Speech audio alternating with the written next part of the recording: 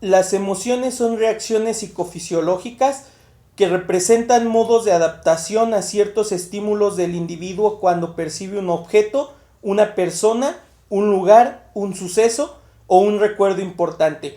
Es aquello que sentimos cuando percibimos algo o a alguien, son universales y comunes en todas las culturas.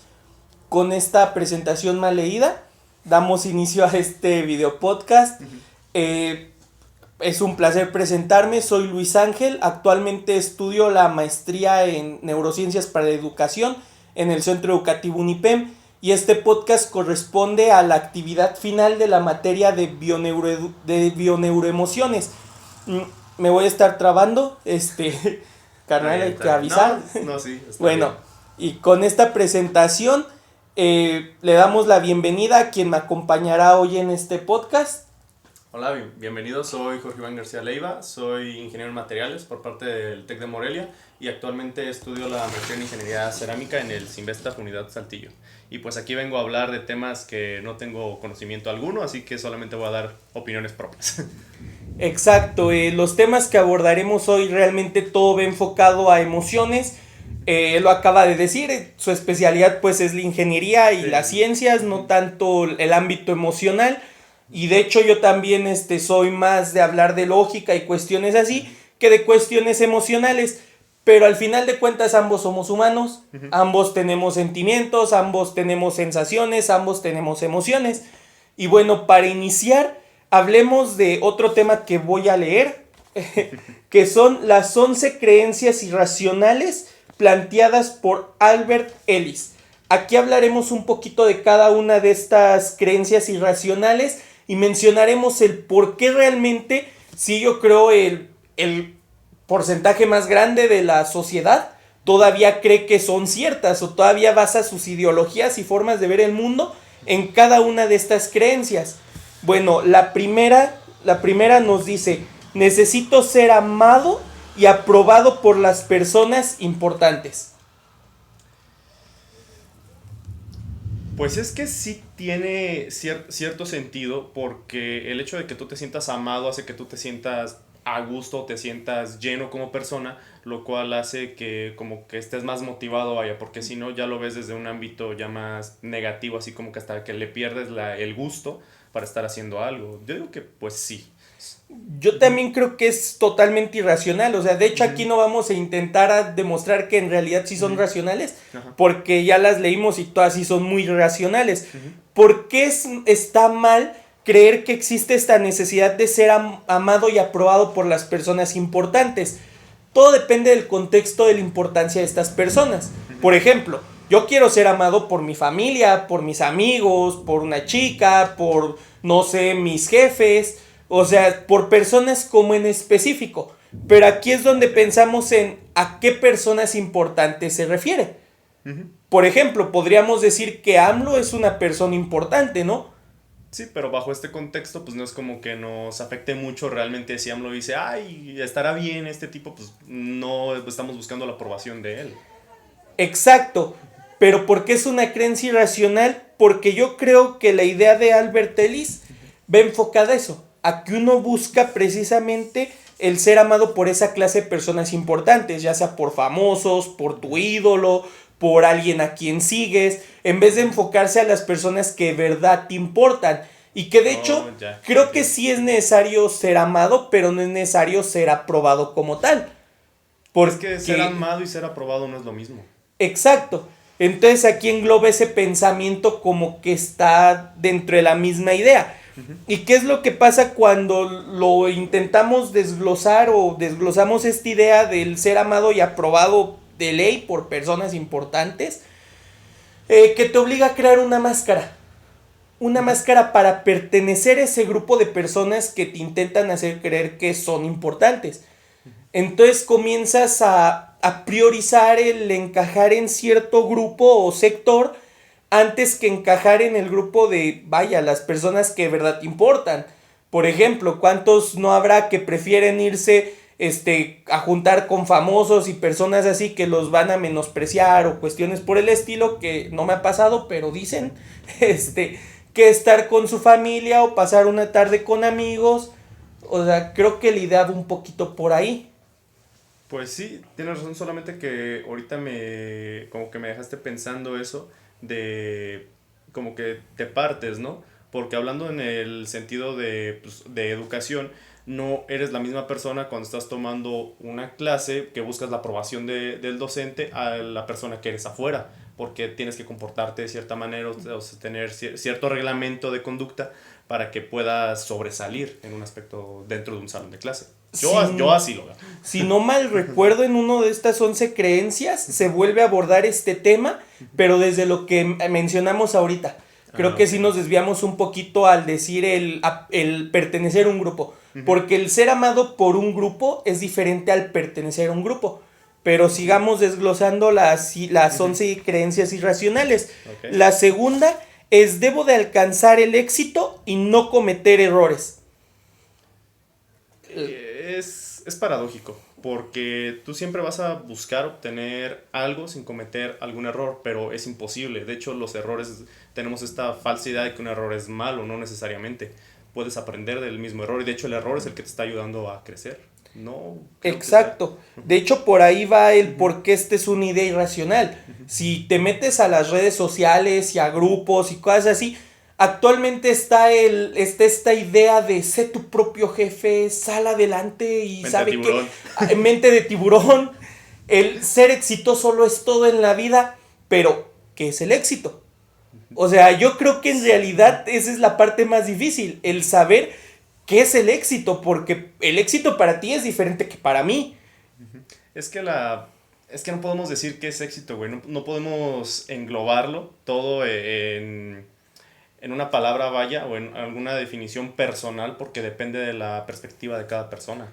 Exacto, y aquí nos vamos a la idea que plantea Albert Ellis, o lo que me gustaría creer, a lo que quería llegar al mencionar esto. Supongo que él se refiere a la forma genérica del éxito, o sea que, por ejemplo, yo recuerdo cuando iba en la prepa, que llegaba y le preguntaba a alguien de, pues, ¿cuál es tu meta en la vida? Estudiar, conseguir un buen trabajo, tener una casa, mi propio coche y mi familia. ¿Te das cuenta de que esto suena un poquito tonto y genérico? O sea, creo que esa es la meta específica de vivir. Todos obviamente queremos tener casa, queremos tener coche y todo eso, pero creo que si buscas como otras metas, tarde o temprano llegarás ahí. Entonces yo creo que esta es la idea que plantea Albert, que ponen el éxito común, tener esa casa, tener ese coche, tener ese trabajo. O sea, la gente actualmente piensa que esos son alcanzar el éxito. Cuando no, yo creo que el éxito emocional es mejor que el éxito material. Porque cuando tú te llenas contigo mismo, dejas de sentir, o más bien dicho, comienzas a sentir satisfacción contigo como persona. Esa satisfacción es mucho mejor que sentir satisfacción porque te compraste un nuevo videojuego manguita. Ajá. Y que de hecho ahorita dijiste algo dentro del éxito emocional. Por ejemplo, no es que mi éxito es tener una casa y un carro, cosas materiales, vaya. Pero yo creo que, como tú lo mencionas, el otro éxito ya como de algo personal es lo que te llena. No te llena que compres un videojuego. Te llena más cuando el videojuego, mediante una acción que te costó esfuerzo propio, ya conseguiste pasar un nivel muy difícil, o te lo acabaste, o derrotaste un boss, no lo sé. Pero como que siento que esos momentos son los que te dan más satisfacción y los que te hacen estar más cerca de lo que es un éxito que solamente comprarlo, como que obtenerlo. Incluso si llegamos hasta ese momento en el que lo obtienes, creo yo que cuando tú lo obtienes realmente ya alcanzaste tu meta. Ya todo lo demás pasa a segundo plano. Ya no disfrutas tanto el jugarlo ni nada de esto. Entonces ahí es donde nos vamos a la segunda parte de ese enunciado, del no cometer errores. O sea, los errores son parte de la vida, sí, pero si tu margen de éxito es tener esa casa, ¿qué va a pasar si a los 35 tú te despiertas en la casa de tus papás? ¿Cómo te va a hacer sentir eso? Si tu margen de éxito es a fuerzas el tener familia, ¿qué va a pasar si cumples 40 y no te has casado? Si tu margen de éxito es tener coche propio, ¿qué va a pasar si a tus 50 llegas al trabajo en transporte público? O sea, cuando tú le delimitas el éxito a estas cosas materiales o a estas cosas tan genéricas, tan generales que quizá no te van a llenar nunca como persona, tu margen de error es el no lograrlas. Y si no tomas en cuenta como todas esas partes que hay externas, actualmente ya no es tan fácil tener una casa. No, güey. O sea, Los retos que existían en un pasado ya no son los mismos que hay actualmente. Ya es muchísimo más complicado estar realizando las cosas, lo cual entiendo ese sentido de que ya no quieres fracasar tanto, pero vuelvo a lo mismo, o sea, es como de que vas a fracasar, es imposible que lleves toda tu vida estando perfectamente. Simplemente cuando tomas una materia, te puede ir bien en cierta unidad o en cierto examen, pero eventualmente puede llegar un tema que se te va a complicar, o sea, te vas a equivocar, es inevitable.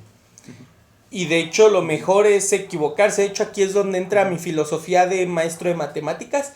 Por eso creo que las matemáticas son tan bonitas. ¿Qué pasa si te equivocas al resolver un ejercicio de matemáticas? Bien fácil, lo borras todo y lo vuelves a comenzar. Pero ¿qué pasa cuando ese problema es el pagar la renta cuando estás desempleado? Ahí no puedes borrar la renta y no puedes volver a empezar. Bueno, quizás sí, abandonando ese departamento y yendo a estafar a otro rentador. Y suponiendo que tengas otro lugar a donde irte. Suponiendo que te lo rentan, exacto. O sea, entonces creo que ahí es donde eso de cometer errores toma más importancia.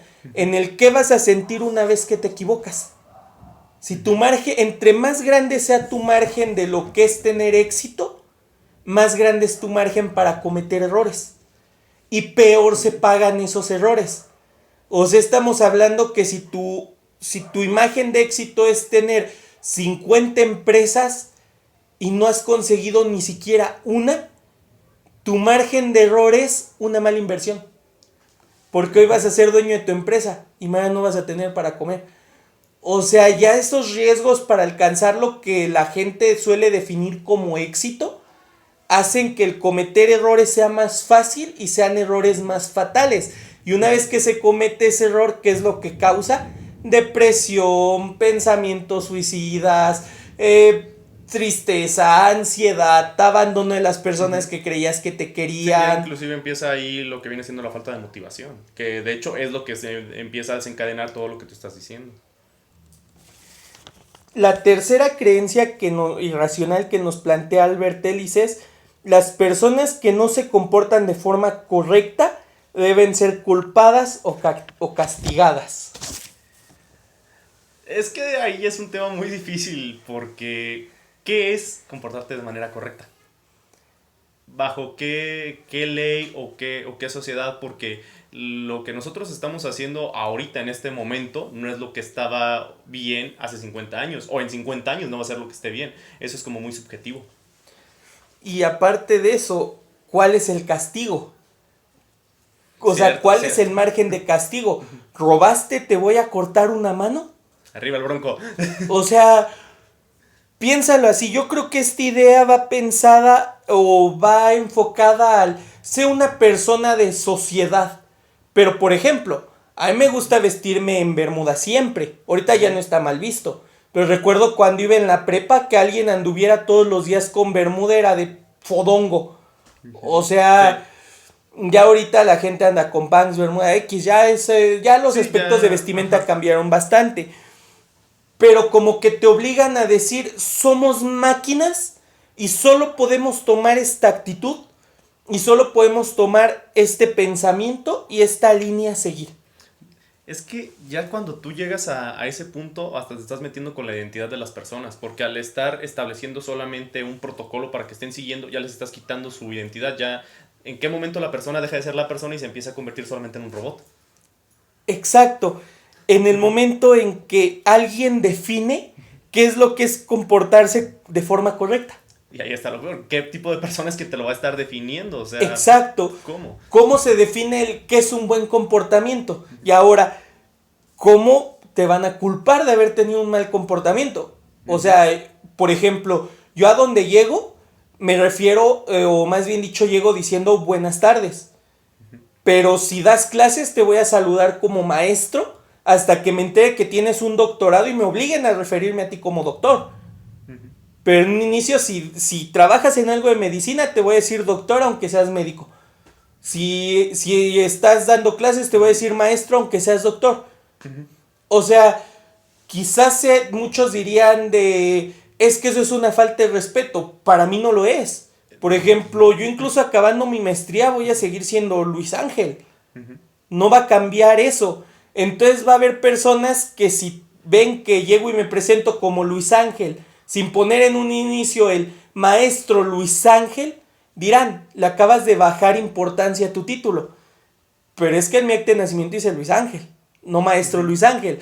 Entonces incluso aquí vamos a esa idea. Sé que quizá no es la correcta, estoy tomándolo desde una manera muy pequeña, digámoslo. Ajá. El que es correcto e incorrecto. Ahora nos vamos a una idea más exagerada. El robar. ¿Tú crees que todos los ladrones son malos o robar siempre es malo? Te podría dar una respuesta, pero sé que allá afuera hay miles de personas que se siguen debatiendo eso, porque tú puedes ver a un señor y de repente roba algo y tú dices, es que fue un marihuano, o yo qué sé, pero realmente tal vez robó porque su niño está enfermo y ocupa el dinero para la medicina. Inclusive en ese sentido, robar no es como que esté bien, pero también quede, y justamente debido a las reglas que te impuso la sociedad, tú tuviste que recurrir a esa salida para poder obtener esto. O sea, también eso es como muy complejo. No podemos decir... Yo lo veo que está mal dependiendo la proporción de robar. No tengo para comer. Me robo un pan. No fuiste malo. No, sí fue por necesidad. Pero no tengo para comer. Voy a vaciar la caja de una tienda de una tiendita de la esquina. O sea, le voy a quitar todo el dinero que ha vendido en el día porque yo no tuve para un taco. Perdóname, pero si tú necesitas esos 5,000 pesos que le robaste al pobre dueño de la tienda para un taco, dime a cuál taquería fuiste para nunca ir. Pero si te robas un pan, voy a decir, bueno, fue un pan. Sí, pues por un pan, pues hasta es como más razonable que lo haga, que es bien irónico porque, ok, tú le robaste al señor y de su tiendita, y ahora el señor de su tiendita no tiene dinero. ¿Qué va a hacer él? ¿Va a volver a robar? ¿Va a seguir vendiendo? ¿Qué va a hacer? Exacto. O sea, para mí, está bien dependiendo la proporción. Bueno, en realidad no es que sea lo más correcto del mundo, pero si no tienes otra opción, ya ni modo, ¿no? Pero todo depende de la proporción y depende de las personas. Obviamente cuando alguien roba, pues no se pone a preguntar primero, ¿qué trabajas? ¿Cuánto ganas? Sí, obvio. No, o sea, roba y su adrenalina del miedo a que lo atrapen es echarte a correr y esas cuestiones. ¿Por qué? Nos vamos a la tercera parte del enunciado. El castigo. Deben ser castigados. ¿Cuál es la proporción correcta para definir un castigo? ¿Y qué te asegura que el castigo se va a aplicar a las personas que realmente lo ameritan en este caso? No, ¿y cómo los vas a castigar? Por ejemplo, nosotros pues ambos jugamos League of Legends, ¿no? Aquí ya nos vamos a meter al mundo del flameíto. Vamos a meter al mundo del flameíto y esas cuestiones. Haces una mala jugada. Tu equipo no esperaba que tomaras esa decisión, porque los estándares del juego te obligaban a hacer otra cosa. Pero pues por todas las cosas alrededor tuyas tomaste otra decisión, ¿no? Me pasa más seguido de lo que crees. Exacto. Tú te puedes dar cuenta de eso. Alguien en el chat te escribe. Yo no soy de los que escribe tan así, yo solo echo unas mentaditas y groserías así al aire. Pero alguien te escribe, ojalá y te rompas una mano para que nunca más vuelvas a jugar. Así de, vato, es un juego. Perdón, o sea, solo tomé una mala decisión y ya por eso se me va a romper la mano.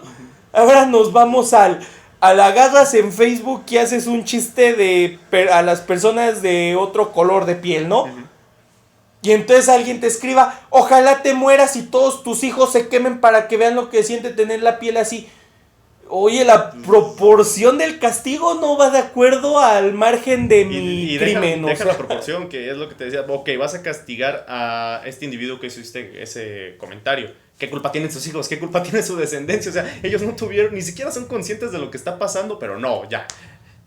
Tú también tienes que pagarlas. Pues no, es que es lo malo. Nada más buscamos quién la pague, pero no buscamos realmente qué es. Y también está bien raro eso porque, ok, encuentras a la persona que hizo algo malo, cómo lo va a castigar y quién lo va a castigar. ¿Y cómo se va a decidir el castigo? Ajá. ¿A través de qué? Nos vamos a ir de nuevo al robaste un trozo de pan, te voy a sentenciar a la horca. Ya no estamos en la Edad Media.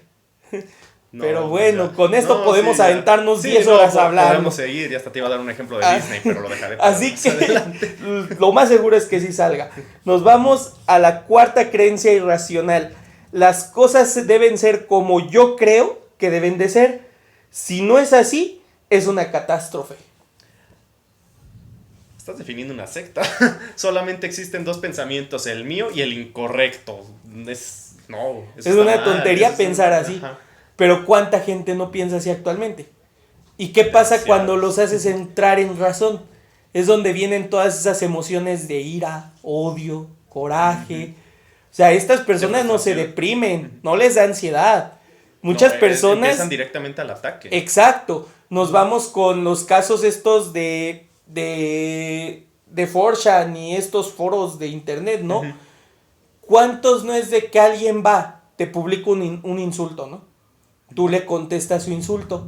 Una semana después te están llegando paquetes con popó de perro y cosas así a tu casa, sí, es como porque te hackeó, sacó tus datos de contacto y todo eso a la red y envió un grupo de personas a hostigarte. O sea, ya no estamos metiendo en terreno pantanoso eso de cerrarte al solo mis creencias son las que valen. De hecho, no recuerdo, es una política, no sé de dónde sea, tampoco voy a dar un dato equivocado, pero ella te dice que cuando le dicen es que ya no hay libertad, al contrario, hay más libertad de la que hay antes y ese justamente es el problema, porque tenemos la libertad de decir qué es lo que pensamos, pero no tenemos la capacidad de aceptar cuando alguien piensa todo lo contrario que nosotros. Y no tiene nada de malo que alguien piense contrario, simplemente nosotros no coincidimos muchas veces en lo que pensamos, pero eso no significa que ya voy a iniciar una guerra y te voy a poner popó de perro aquí en tu puerta. No, o sea, solamente acepto que tienes una opinión muy diferente y ya no tiene nada de malo. No, y aparte es de sabios ser capaces de cambiar de opinión. Exacto. O sea, lo que pensamos ahorita, quizá en 3 años nos vamos a acordar y vamos a decir qué tonto estábamos. Me ha pasado. Luego cuando platicamos acá, metiéndonos un poquito a los aspectos más acá de amigos, cuando nos juntamos a platicar de cosas que hicimos en la prepa, ¿no? Y que de repente decimos, no puedo creer que haya hecho eso. Sí. Pero en ese momento nos parecía divertido y creíamos que estaba bien. Incluso son cosas que ahorita hasta pena da platicarlas porque dices, no, es que sí está bien mal. Simplemente, para los que escuchan, si es que recuerdan el Harlem Shake, ahorita yo no lo hago. Ni de chiste. Ni de broma lo hago. ¿Y cuántos videos de Harlem Shake grabamos? O sea, llegaba alguien y decía Harlem Shake y todos empezamos tú y bailar y despapalle. Era muy divertido en ese momento. En ese momento, ahorita no. Y sin mencionar que pues en ese momento se veía de hecho era TikTok, carnal. De hecho fue antes fue el prototipo del TikTok. Ajá. Pero bueno, pasemos a la quinta, porque son 11 y apenas vamos en la 5. Está bien, hombre. La infelicidad humana lo causa lo externo. Yo no lo controlo, así que no puedo gestionar penas y preocupaciones. Todo en esa frase está mal, por eso es una creencia irracional. Todo, o sea, no. Pues no. ¿Por dónde empezar? Entiendo que hay cosas que están fuera de tu control, que no te pueden dejar ser feliz. Pero también hay cosas que tú sí puedes controlar de tu persona, que pueden encaminarte, o sea, no. De hecho, desde las primeras palabritas del párrafo, la infelicidad humana la causa lo externo. Desde ahí nos vamos a que debes tener un ego infinito para creer que todo lo malo que te pasa es por el prójimo. De hecho, este punto y el 4 están conectados. ¿Y cuánta gente no cree eso? Él hizo una apuesta, me fue mal por culpa del jinete. No, te fue mal porque apostaste, no apuestes si no quieres perder. Exactamente, no es de que, ay, es que me fue mal porque la luna está en Géminis y por eso no, pues simplemente tú tuviste una decisión equivocada y por eso estás así, ya. No. Exacto, aquí es donde debemos el normalizar el decir, me equivoqué y fin. O sea... Sí, porque ahorita no... Y es lo mismo del segundo punto de no me puedo equivocar. No, pues también si te equivocaste, pues ya, ni modo, pues a todos nos agüita equivocarnos. Pero pues ya te equivocaste, pues ya. Exacto. ¿Y qué es lo que provoca esto de culpar a otros por tu propia infelicidad? A que nunca aprendas tu lección. O sea, incluso la segunda parte del párrafo lo dice, yo no lo controlo, así que no puedo gestionar penas y preocupaciones. Claro que lo controlamos, claro que lo podemos gestionar. Si yo sé que al hacer algo puede ocurrir esta otra cosa negativa, pues voy a evitar hacer ese algo. O sea, cada acción tiene una reacción. Son decisiones sencillas y es evidente lo que va a pasar. Esos que dicen, lo hice sin pensar las consecuencias, no es cierto. Las consecuencias siempre están ahí, son probabilidades, puede que pasen, puede que no pasen. Te tocó la de malas que sí pasaron, la probabilidad estuvo ahí y no fue culpa del externo, fue tu propia culpa. Entonces eso de culpar a otros por lo que te va mal, ¿qué es lo que causa? Que nunca salgas de tu zona de confort. O sea, te está yendo mal en el trabajo porque huevoneaste, pero tú dices, es que el jefe la trae en mi contra.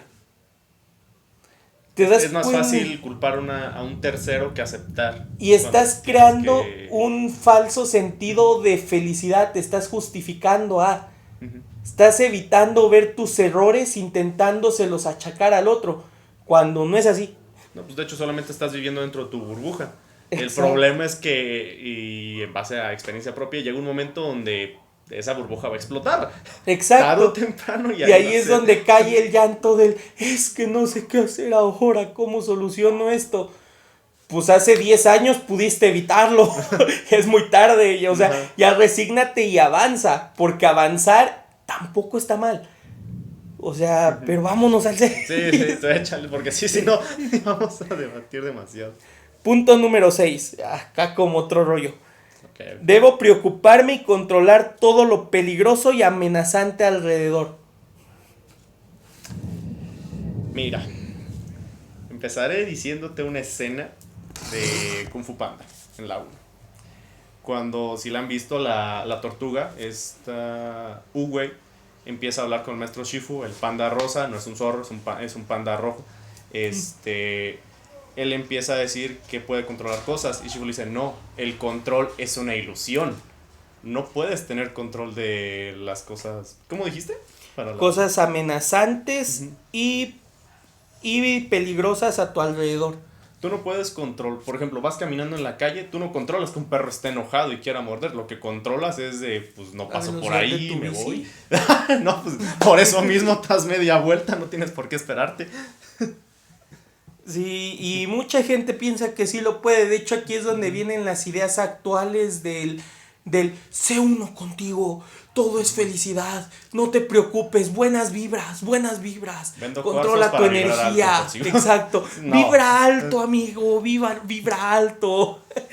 Las cosas no se solucionan así. No, entiendo que tengas una creencia que te ayude a seguir día a día, pero no es como que vas a hacer que eso sea el centro de tu universo. Exacto, nos vamos aquí a la parte del FODA, ¿no? El análisis FODA, ¿qué nos dice? Existen fortalezas, oportunidades, amenazas y debilidades. No, bueno, ahí es debilidades. ¿no? Bueno, ¿por qué las amenazas reciben nombre de amenazas? Porque tú no las puedes controlar. ¿Por qué las debilidades reciben ese nombre? Porque son cosas que siempre te están atacando y que no puedes controlar. ¿Qué puedes hacer? Mejorar tus fortalezas y aprovechar tus oportunidades para hacer que las amenazas sean más ligeras y las debilidades no sean tan notorias. Sin embargo, no las puedes borrar, ni tampoco puedes controlarlas. Puede que, no sé, hoy decidas echar a andar un negocio de papas fritas y una semana después nacen las Sabritas. No lo controlas. Exacto, tú no sabes qué están haciendo las personas alrededor del mundo ni nada. Tú no controlas ese perro de tu ejemplo que te quiere morder. Tú no controlas al jugador del otro equipo que te va a anotar gol. Tú no controlas al asaltante, desgraciadamente no se puede. Sí se puede, pero no sabemos boxeo. Carnal, una bala es más rápida que un puño. Pero... ¿El anime me mintió? No. Yo te acabo de mentir. Vámonos al punto número 7. Puedo ser más feliz evitando que afrontando las dificultades y las responsabilidades de la vida. Es lo mismo que te decía. Sí puedes ser feliz, pero sigues en tu burbuja. En algún momento todas esas responsabilidades de la vida van a llegar y... sorpresa. Así exacto. No era. Suena muy bonito el decir... igual, la tarea la revisan entre 5 días, en 5 días la hago. Qué cómodo, ¿no? Muy cómodo. El problema es cuando te tienes que desvelar toda la noche. Exacto, yo me desvelaría todo el día, pero... No es tan bonito. Pero sí es difícil desvelarse en la noche. Claro que no, porque llevas 2 días sin dormir. Sí. Bueno, yo no... Creo que si eres más feliz, pero la responsabilidad sigue ahí, la presión sigue ahí. Uh-huh. Por ejemplo, yo soy alguien que si se me ve siempre ando como relajado y acá hasta parece que fumara cosas que no, pues no es verdad, no lo hago. Eso, chavos. Bueno, o sea, pareciera que no tengo preocupaciones ni de, ¿cómo se dice? Presiones ni nada de esas cuestiones, ¿no? Pero en realidad siempre están ahí. Uh-huh. Siempre se deben estar como intentando cumplir con las responsabilidades.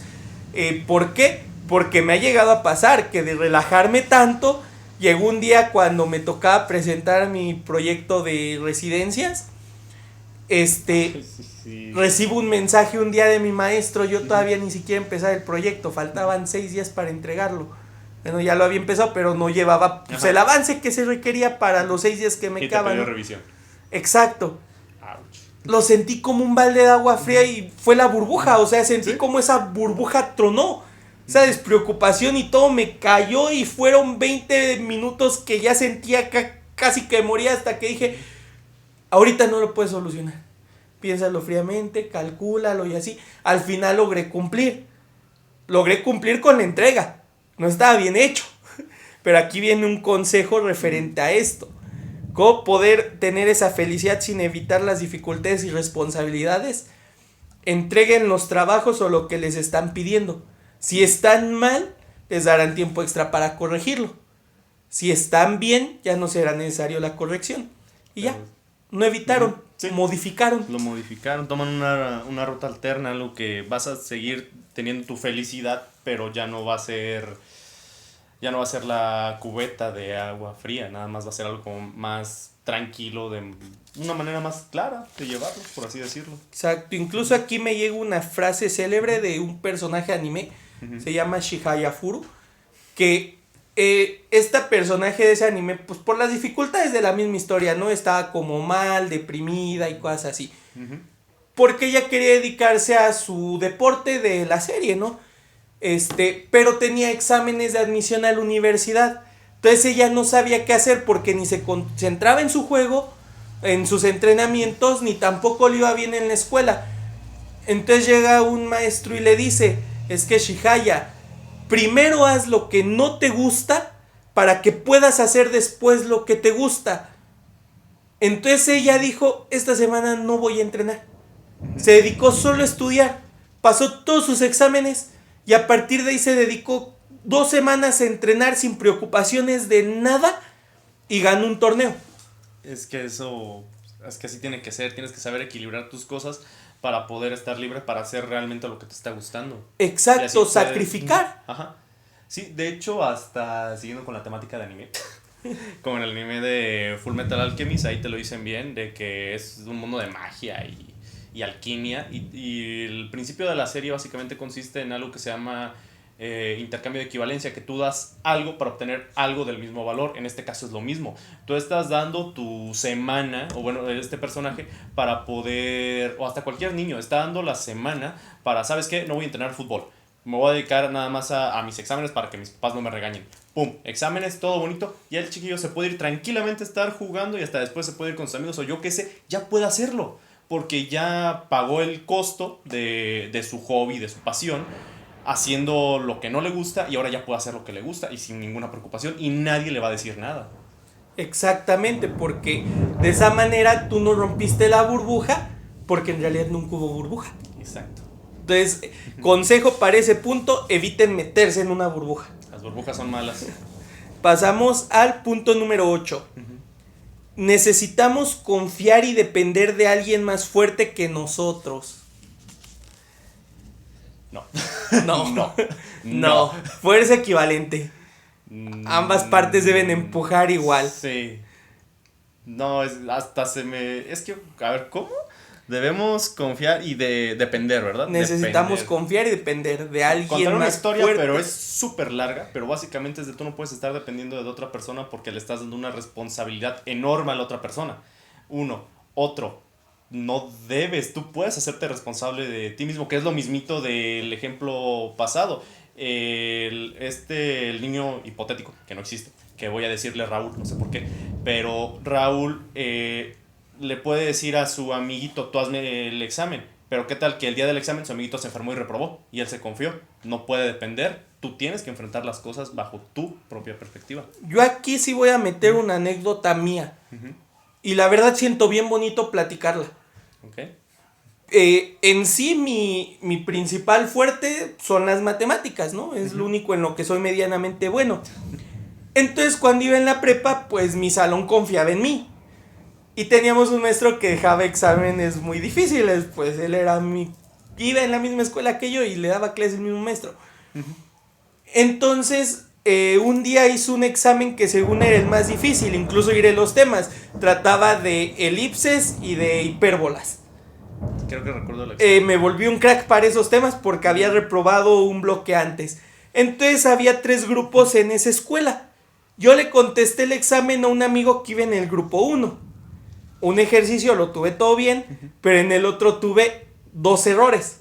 Que cuando lo hice para el grupo en el que tú ibas, que era el 2, se lo contesté a otros amigos de ahí. ¿Mande? ¿Y por qué no me lo pasaste? Suerte tuviste que no te lo pasé. Porque yo identifiqué uno de esos 2 errores y lo corregí. Okay. Entonces yo ya me sabía de memoria el examen y todos los pasos, pero dentro de esos pasos yo tenía un error en un despeje. Llega a la hora de que haga el examen en mi salón, escribo todo de memoria y paso la hoja para que todos en el salón empiecen a copiarlo. Entonces yo empecé a hacer mi examen y encuentro el segundo error. Me acuerdo hasta que era un despeje en donde teníamos que pasar los 2 números de abajo así como orillados, el de este lado multiplica lado, el de este lado y era un 8. O sea, abajo del lado derecho había un 8 que iba a pasar al lado izquierdo. No lo pasé. Ya había hecho ese examen 3 veces y hasta la 4ª vez que ya era mi propio examen, me di cuenta que nunca puse ese 8. Entonces yo borro todo el examen y lo empiezo a hacer desde cero. Creo que sí me contaste que vieron, ¿no? Tus compañeros se quedaron de ¿qué pasó? Mis compañeros vieron cómo empecé a borrar todo el examen y al instante pensaron, ya, GG. O sea, al instante se dieron cuenta que todos habían reprobado porque faltaban menos de 10 minutos para entregar el examen.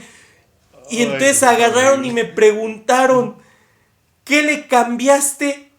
Y yo no les contesté nada porque el trato que yo había hecho con mis compañeros era, yo les paso el examen, no me vuelvan a preguntar nada. No, entonces, te desconcentras. Exacto, entonces los ignoré, cambiamos de escena. Cuando entrega calificaciones el maestro, fui el único del salón con 10 limpio. Y en los 3 grupos, todos habían sacado 5 porque eran 2 ejercicios, uno mal y el otro bien. Literalmente reprobó toda la generación, o bueno, la mayoría, por confiar en mí. ¿Me arrepiento? No, o sea, al final yo les ayudé de buena fe, pero pues, ahí estaba. Bueno, sí hice algo malo al pasarles el examen, pero X. Mal pero para ellos. El pasado no responde lo que haces ahorita. No, y les enseñé algo. No confíes en los demás. De hecho, tú fuiste un mejor amigo y un mejor compañero, porque no les pasaste el examen, les pasaste el examen de la vida. Exacto. No debes de confiar en nadie, ¿no? Muy buen amigo, fue lo mejor que pudiste haber hecho por ellos. Los eduqué. Entonces, en resumen, no es verdad eso de confiar y depender de alguien más fuerte o más inteligente. Podríamos seguir con ejemplos porque se me ocurrió uno de los memes más bien dicho, de los estados de Facebook de los morros buscando novias, pero no lo voy a dar porque nos alargamos más. Okay. Me voy al 9. Mi pasado es la causa de que hoy esté como estoy. Continúa ejerciendo influencia en mis sentimientos y mis comportamientos actuales. Sí, pero no estás obligado a seguir esa ruta. No estás obligado de que, es que de niño me pasaba algo y entonces ahorita tengo que seguir igual. No, tú puedes cambiar. Exacto. El problema es ese, que tú tengas este valor o este coraje de decir, ya no quiero esto, voy a cambiar. Yo creo que no la es fácil. primera Ajá. parte de que mi pasado es la causa, más bien dicho, yo no diría de que hoy esté como estoy, yo diría de que hoy esté donde estoy. Porque ese de que estoy como estoy, me imagino que Albert se refiere a algo como de si estoy triste o deprimido y cuestiones así, culpar a los problemas pasados que no solucioné. Que claro, ahí ya vienen todas las creencias erróneas que hemos planteado del por qué se llegó hasta ese punto. De hecho, en este punto es donde ya espero que Albert se llama. Albert No haya basado esto en un personaje, porque supongamos que hay un personaje que le pasó todo esto, en ese punto es donde se le está rompiendo la burbuja. incluso puede que le haya pasado a él y cuando le pasó se dio cuenta de me pasó por estas creencias que tuve. Ajá, y a pesar de que... Y es muy sabio por darse por eso, cuenta. es lo que te iba a decir, de si le pasó algo malo, tiene estas creencias irracionales, pero aún así eso no lo vuelve una persona irracional, al contrario, lo hace una persona muy sabia porque dijo, me equivoqué en esto, es esto, no hagas esto. Eso es, a final de cuentas, está ayudando en cierta manera. Volvemos a la frase de hace rato, es de sabios cambiar de opinión. Pero bueno, aquí lo que nos dice es eso, de que el pasado es lo que causa lo que sucede hoy. Y yo sí lo creo, el pasado te forja como la persona que es en el presente, pero no todo lo que hiciste en el pasado fue correcto o incorrecto. O sea, ahí ya cada quien debe ir reflexionando qué cosas o pensamientos que tenía en el pasado le son útiles actualmente y eso, porque la segunda parte dice, continúa ejerciendo influencia en mis sentimientos y mis comportamientos actuales. Claro que sí afectó hasta cierto punto, pero si sigues culpando lo que te pasó hoy en día por lo que hiciste o te sucedió en el pasado, es porque estás aferrado a ese pasado. Y eso es lo que no te malísimo. deja avanzar. Exacto, soltar, suena bien ridículo y de foto acá enseñando el cuerpo, ¿no? En Facebook de suelta el pasado y camina hacia el futuro. Bueno, eso ya es de una película de Pixar. De Disney. No, Disney no es de Pixar. De Disney, bueno. Y en cierta parte tiene razón, pues suelta el pasado, avanza y que el presente lo definan tus acciones en el presente. Pasado estuvo ahí, chido, pero pues avanza. Ya no puedes hacer nada. Bueno, nos vamos al número 10 porque como que se acaban las ideas. No, de hecho yo tenía una, pero... échale. Es que eso me recordó a un anime que yo vi, se llama Golden Time, que la trama resumida es de un chico a los 17 años, tiene un accidente y entra en coma, y entonces él tiene amnesia, pero él vuelve a retomar su vida cuando tiene 18 años, ¿verdad? Un año después. Cuando tiene 18 años. Y está el fantasma de su pasado. Y ahí la cuestión es muy interesante porque el protagonista se llama Banry. Entonces, ¿quién es Banry? ¿El fantasma del pasado o el nuevo? Y al final, pues ya se los voy a spoilear, él empieza a decidir que sí, ese fue mi pasado, estuvo bien, pero es eso, es pasado. Esta es la vida que ahora tengo, yo voy a continuar esta vida. Y es lo que supongo a lo que se refiere, lo que se quiso referir esta persona, de que es tu pasado, sí, influyó, sí, tiene todavía cierta peso sobre tus acciones también, pero también tú tienes yo lo voy a decir así, la responsabilidad contigo mismo de decir, esto me pasó, hasta aquí voy a continuar. Acabas de hacerme cambiar toda la perspectiva de ese anime que yo había insultado y ahorita ya cambié un montón, pero fuera del podcast hablamos de eso porque como que ahorita acabas de abrirme más ideas y dije, siento que lo infravaloré bastante. Creo que fue muy buena serie, pero bueno, ahorita hablamos de eso. Okay. Nos vamos al punto número 10. Debo preocuparme por los demás cuando tienen problemas y debo estar triste cuando ellos están tristes. Ay, qué empático. Eso no es ser empático. O sea, perdóname, pero tu tristeza es tu tristeza. Yo te voy a apoyar para que dejes de estar triste. Si yo me entristezco junto contigo, yo ya no te sirvo como alguien que te apoya. De hecho, ahorita recordé una frase que yo tengo justamente. Que tú seas este tipo de persona cabe en el de, si no eres parte de la solución, eres parte del problema. Y entonces si ves que una persona está triste, tu amigo, tu primo, yo qué sé, y tú, yo también estoy triste contigo, y ya empiezas a ser parte del problema porque no lo estás ayudando en nada, al contrario, estás afectando más a esa persona. Exacto. Y hasta te estás afectando a ti mismo, te estás teniendo una carga innecesaria. Exacto, incluso el de, debo preocuparme cuando los demás tienen problemas. Pues no, si tú tienes un problema y vienes y me lo platicas, mi responsabilidad es intentar ayudarte a solucionar ese problema. Entonces lo tengo que analizar fríamente y sacar como ideas que quizá tú no hayas abordado para solucionarlo.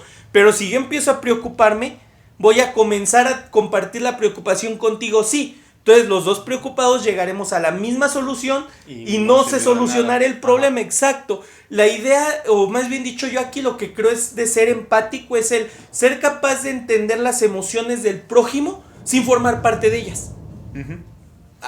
Por eso no creo que quien tome en cuenta esto de sentirse mal con los demás y todo eso, sea empático. Al contrario, yo lo creo hipócrita.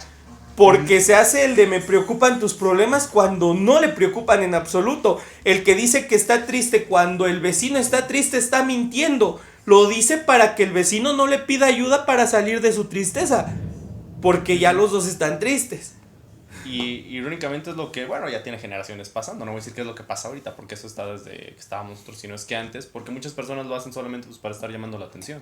También. Solamente de, a él le va mal, no, pues ¿sabes qué? Te voy a ayudar. No, a mí también me va mal. Mira, aquí estoy. Mírame. No, o sea... No. Hasta parece una competencia que gana quien le va peor. Es una competencia y es una competencia absurda porque se termina quedando la atención a la persona que menos necesitaba y que la verdad necesitaba, quién sabe qué le pasó. Y sí pasó un montón, ¿eh? Sí, demasiado. O sea, simplemente si nos vamos a los salones de clases, los que tienen atención a veces son los que menos la necesitan. Pero eso se va a abordar más adelante, hay que continuar porque nos va a llevar esto horas. Y el último de los 11 puntos de Albert, al fin llegamos al final. Cada problema debe tener una solución ideal, siendo una catástrofe si no se alcanza. Debe tener una solución ideal. Sí existe una solución ideal para todo problema, pero también hay muchísimas soluciones para el mismo problema. Porque... no sé, ¿qué te puedo poner? Por ejemplo, en una partida de League of Legends, el plan ideal es yo voy a jugar mid, me voy a hacer todas las kills y yo los voy a carrear. Ok, pero si eso falló, ¿qué vas a hacer? Que ahí es la importancia de tener un plan B. Exacto. Porque a final de cuentas, en el término de este juego, League of Legends, pues es un juego de equipo, son 5 contra 5. Entonces ya haber 5 personas, si una persona falló, entonces otra persona puede entrar al juego y puede obtener la meta común, que en este caso es ganar, que sería lo mismo que acá. No es la solución ideal que tú plantaste, pero sigue siendo una solución. Exactamente, al final de cuentas en estos aspectos competitivos, lo importante es ganar. No importa la forma. Por ejemplo, yo odio al Real Madrid, soy hater del Real Madrid.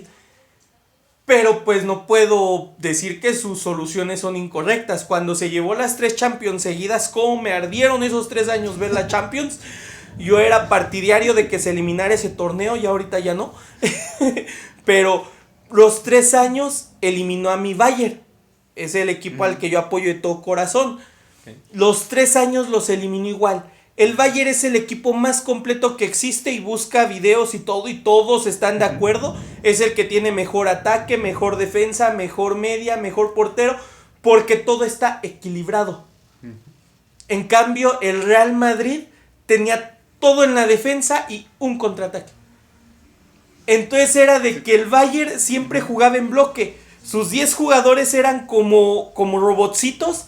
Subían juntos, bajaban juntos y siempre iban así. Entonces el Real Madrid encontró una deficiencia. Si 9 de nuestros jugadores están en medio de los 10 del Bayern y uno solito está atrás de todos los del Bayern, cuando todo el Bayern en bloque vaya, yo con estos 9 defiendo, aviento el balón lo más lejos que pueda y que el que está hasta adelante corra a máxima velocidad y mete el gol. Y los 3 años le ganaron igual. A puro contragolpe. Simple, exacto. Pero. Y por eso funcionó. Sí. La simpleza. Entonces aquí es donde nos vamos. Si el Real Madrid hubiera pensado la única forma de ganarle al Bayern es siendo un mejor equipo del Bayern. Si lo revisamos línea por línea, el Real Madrid ni de chiste es mejor que el Bayern como equipo. Uh-huh. Pero en ámbitos individuales sí tenía más calidad individual. Entonces ahí es donde ellos brillaban. Como no podían ganarle siendo mejor, ¿qué hicieron? Pues al contragolpe. A mí eso se me hace una forma de jugar muy sucia, pero bueno, ahorita no estamos analizando fútbol. No, pues simplemente le hizo counter y todo. Exacto. Yo haría lo mismo. Entonces es eso, pero ¿qué pasa cuando tu solución ideal falla? Pierdes 3 Champions seguidas, como le pasó al Bayern. Uh-huh.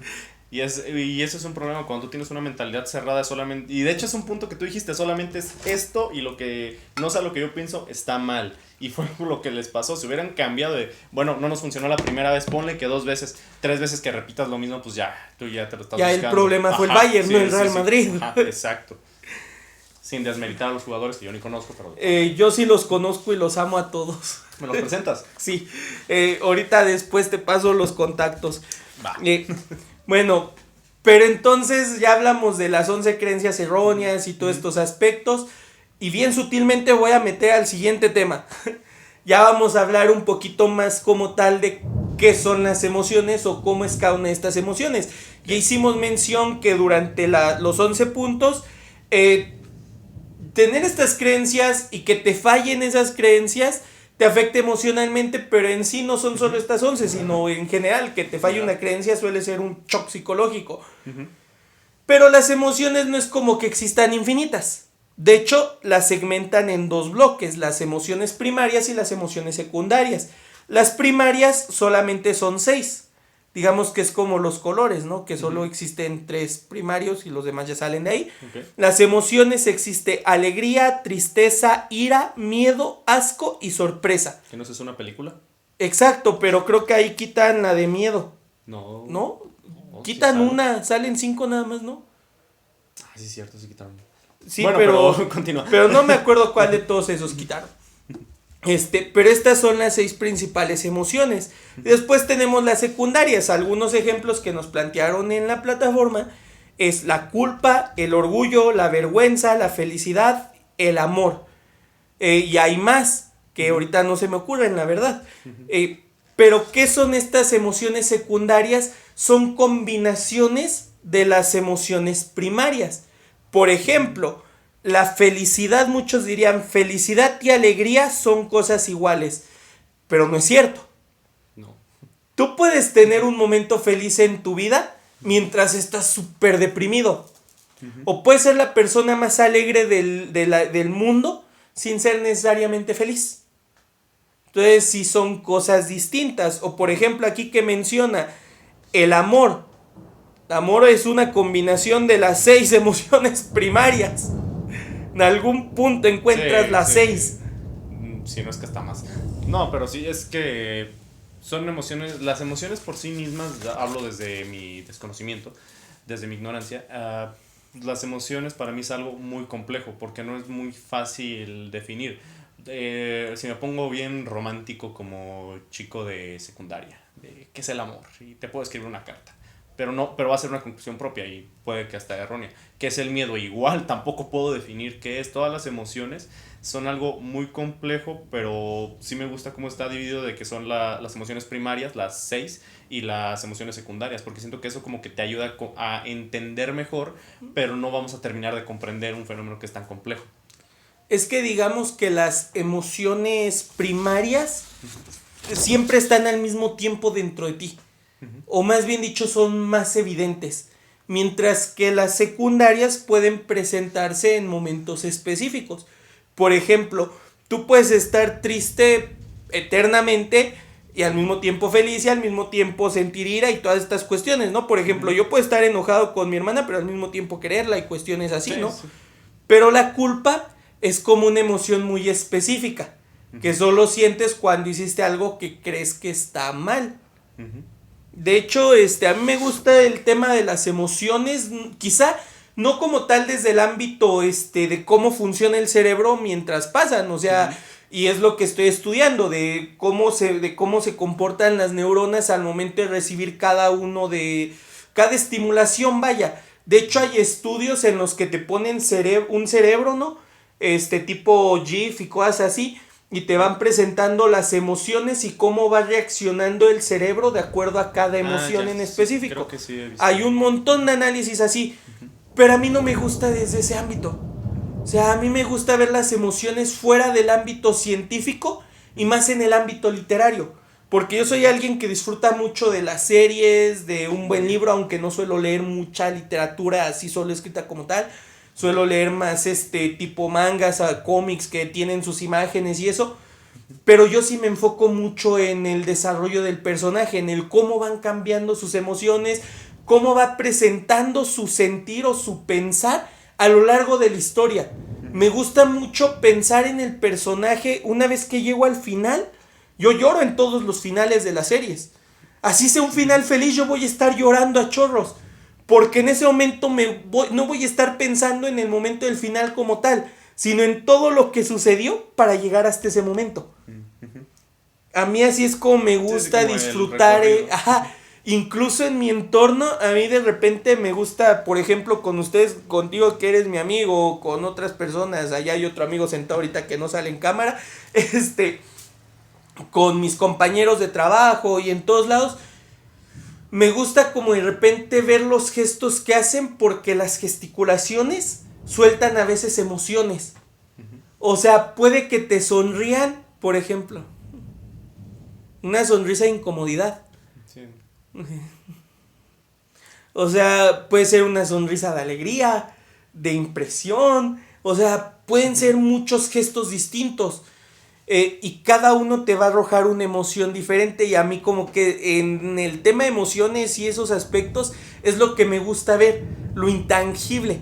Digo, no tanto el cómo funcionan las glándulas del cerebro, las neuronas, sí, qué área los tienen. Fíjate, y es que ahí pues, tú sabes que yo soy el caso contrario, a mí sí me gusta verlo más desde un ámbito como más estricto, ¿no? Más científico. Ajá, más científico de qué pasa en el cerebro, es que se libera ¿cómo se llama? Es que no recuerdo cómo se llama. Endorfina o así, como que digo, va, pero es que lamentablemente para tener un estudio de lo que son las emociones sería irónico y paradójico que tú digas, voy a hablar desde las emociones, desde un ámbito frío y sin sentido, o sea, como que le estás quitando la esencia a la misma emoción.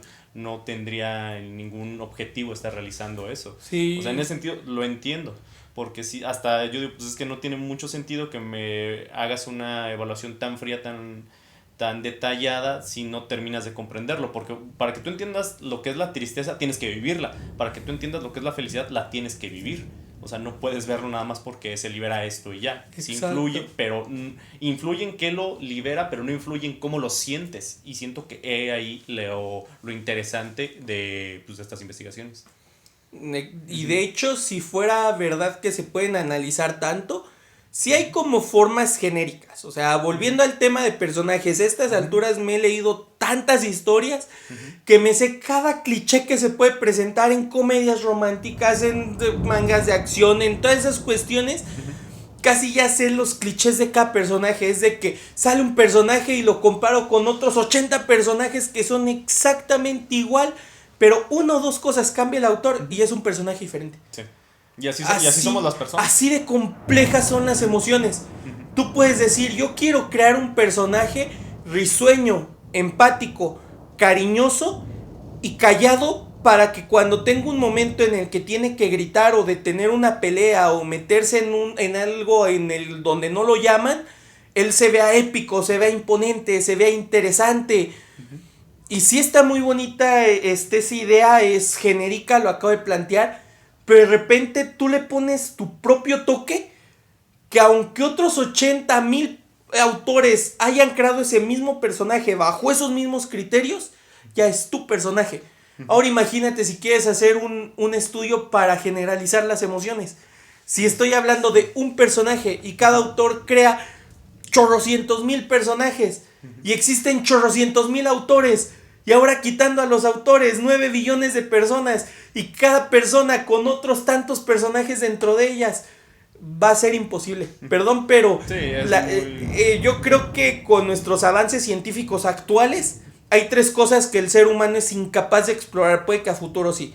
El mar, el espacio y las emociones. Uh-huh. Yo creo que son las 3 cosas. Puede que haya más, yo no soy tan científico como tú. Pero en lo que yo veo son como las 3 cosas más difíciles que la ciencia puede explicar. Uh-huh. Es que el comportamiento humano por sí mismo es algo muy, muy complejo. Simplemente hablamos, o cuando pensamos en ciencia, pensamos que es algo moderno, algo que surgió hace, ¿qué te gusta? 200 años. Pero realmente desde filósofos como Platón o Aristóteles se empezaron a preguntar qué son las emociones, que estamos hablando de filósofos desde antes de Cristo, más de 2000 años, y sigue sin haber una respuesta clara y concisa de qué es una emoción. Y de hecho la filosofía por eso existe, uh-huh. Porque la filosofía busca como esa clase de respuestas, pero no puede llegar a ellas nunca. Uh-huh. Y va a seguir existiendo y va a haber nuevos filósofos, y buscan canales en YouTube específicos, ahí hay más filósofos nuevos. Y mañana ellos van a fallecer porque pues es parte del ciclo del mundo, ¿no? Uh-huh. Y van a nacer nuevos filósofos que van a decir es que este filósofo lo que dijo estaba bien, lo que dijo estaba mal. Y al final todos los filósofos dicen lo correcto para su época. Uh-huh. Entonces sí, ahí incluso como va a ir evolucionando esta forma de ver la filosofía, también van a ir evolucionando los pensamientos. Entonces, uh-huh. Cuando ya pueda haber un estudio que describa las emociones que dijimos, ese mismo año va a haber una evolución en las emociones que hace que todo ese estudio se vaya por el drenaje. Fíjate, ahorita tú lo dijiste, no son los filósofos son dependiendo de las épocas. Por ejemplo, la obra cliché de romance es Romeo y Julieta, historia de literalmente niños de 14, 13 años, me parece, que se enamoran y desbordan amor. Esa es la concepción que se tenía en la época. Pero si tú ves ahorita de mis películas favoritas, ya voy a sacar acá mis gustos culposos. Mis gustos. No es culposo, yo lo amo. La La Land, a mí me encanta esa película, es un musical y es una historia romántica, pero es un concepto de romance completamente diferente de lo que vendría siendo una obra clásica. Pero las dos siguen siendo románticas. O sea, y siguen siendo y abordando la misma emoción, pero ya es desde diferente contexto, desde diferente perspectiva. Yo siento que es lo que también eso hace interesante, porque así como los humanos tendemos a evolucionar, las emociones también van a seguir tendiendo a evolucionar. Exactamente, está bien bonito este tema. Sí, está muy interesante. Pues las emociones ya dijimos que se dividen en todo el cerebro. Ya dije que a mí no me gusta meter la ciencia dentro de las emociones. Cayó un rayo. Cayó un rayo, esto no lo cortaré porque estuvo bonito. Okay. Pero hablaré de una teoría. Que nos habla de que existen 3 cerebros. Uh-huh. Ahorita te explico cada uno. El cerebro reptiliano, el cerebro límbico y el cerebro neocórtex. Aquí cabe aclarar que mi compañero, ¿ya habías escuchado esta teoría? No, pero un poco acerca de cada uno de los cerebros. Bueno, muy poco. Entonces, antes de decirte qué es lo que yo creo, me gustaría escuchar lo que tú crees. Te voy a plantear uh-huh. cómo es. Okay. Según esta teoría, pues ya sabemos que los primeros en salir a la tierra, así después de que ya salieron del mar, los pescados y eso, tuvieron pies y eso, eran reptiles, ¿no? Que eran los dinosaurios. Uh-huh. Y estos reptiles tenían pues el cerebro menos desarrollado que el humano, claramente. Ellos tenían esto que se llama el cerebro reptiliano, donde vivían de acuerdo a sus instintos. Si sentían peligro, corrían. Si tenían hambre, comían. Si tenían sueño, dormían. Si querían hacer del baño, iban al baño. Uh-huh. Pero llegó un punto en el que estos animales se volvieron mamíferos. Comenzaron a sentir cariño por sus crías, aún sabiendo que tarde o temprano se iban a ir. Entonces llegamos a la generación donde ya hay simios, ya hay lobos, ya los animales comienzan a vivir más en mamada, ¿no? En manada. Bueno, entonces se crea el cerebro límbico, uh-huh. donde están las emociones de empatía, de cariño, todas las emociones de un mamífero, ¿no? Uh-huh. Que por ejemplo, ¿qué pasa con un perro? Tú lo adoptas, él te va a seguir a todos lados, cuando te vayas va a llorar, cuando llegues va a ladrar de felicidad, te va a esperar, uh-huh. va a mover la colilla acá que lo acaricies, o sea, el perro te va a querer, pero no vas a saber cómo expresarlo, porque no puede hablar. Entonces aquí llega el cerebro neocórtex, que es donde nace el humano. Y a esta capa del cerebro límbico se le genera otra capa encima. Y aquí es donde nacen los humanos, que tienen la capacidad de comunicarse, la capacidad ya de reflexionar y la capacidad de saber que somos seres mortales. Ya el brinco a Homo sapiens, ¿no? Exacto, ya el brinco a Homo sapiens. Y ahí es donde estamos actualmente. Entonces, en esta teoría, quizá tarde o temprano haya otro cerebro, supongo que va a controlar el tiempo. Porque las posibilidades son infinitas. Mi capacidad de humano no me da para pensar en qué sigue. Pero ¿tú qué crees acerca de esta teoría? ¿Crees que suene lógica? ¿Crees que suene ilógica? ¿Que puede existir? ¿Que no puede existir? Sí la siento lógica porque yo no había escuchado mucho acerca de la teoría como tal, no. Pero sí, como luego me gusta ver series o así de Good Doctor o Doctor House, mencionan mucho eso del cerebro de la parte límbico. Límbico. Ajá, o del cerebro reptiliano, que pues eso sí, ya luego que me aburro y sale, ¿no? En series o así. Pues en la película de Titanes del Pacífico te hablan mucho de eso, del cerebro reptiliano, que por eso son tan agresivos. Nada más es lo que yo había escuchado del neocórtex, no lo había escuchado, lo desconocía. Pero sí tiene cierta coherencia para mí, más que nada porque lo veo desde el aspecto de la evolución de un ser vivo, limitándonos a los humanos. Cabe aclarar. Sí se me hace creíble porque me estás hablando acerca de la evolución que tiene el mismo cerebro. Solamente que lo que a mí me causa duda es si el cerebro actual del humano tiene partes de estos tres cerebros o nada más es el neocórtex, o cómo funciona ahí, porque ahí sí no es un campo completamente desconocido. Aquí es donde va el por qué para mí pues no tiene lógica esta teoría. Románticamente suena bien, pero no hay forma de probarlo, porque el planteamiento es que el humano tiene los 3 cerebros, pero haz de cuenta que te lo plantea así el autor, no me acuerdo ahorita el nombre, si era Octavio Charles, algo así. Era de 1800 y algo. Plantea que el reptiliano es la amígdala y toda la parte como de acá abajo, la que está pegada como el hipotálamo y esas cuestiones, que según él ahí residen los instintos.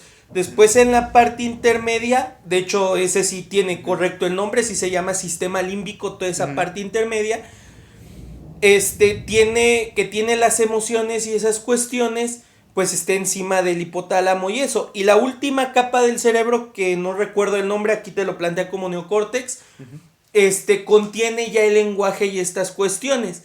Pero en estudios más actuales, los que mencioné hace rato, en los que ven de acuerdo a cada sensación y cuestiones así, cuál parte del cerebro brilla, cuando estamos hablando de las emociones, que es en lo que se basa el cerebro, la teoría de los 3 cerebros, nos dice que puede que al sentir miedo se prenda acá, hasta arriba, y al momento de sentir tristeza se prenda abajo.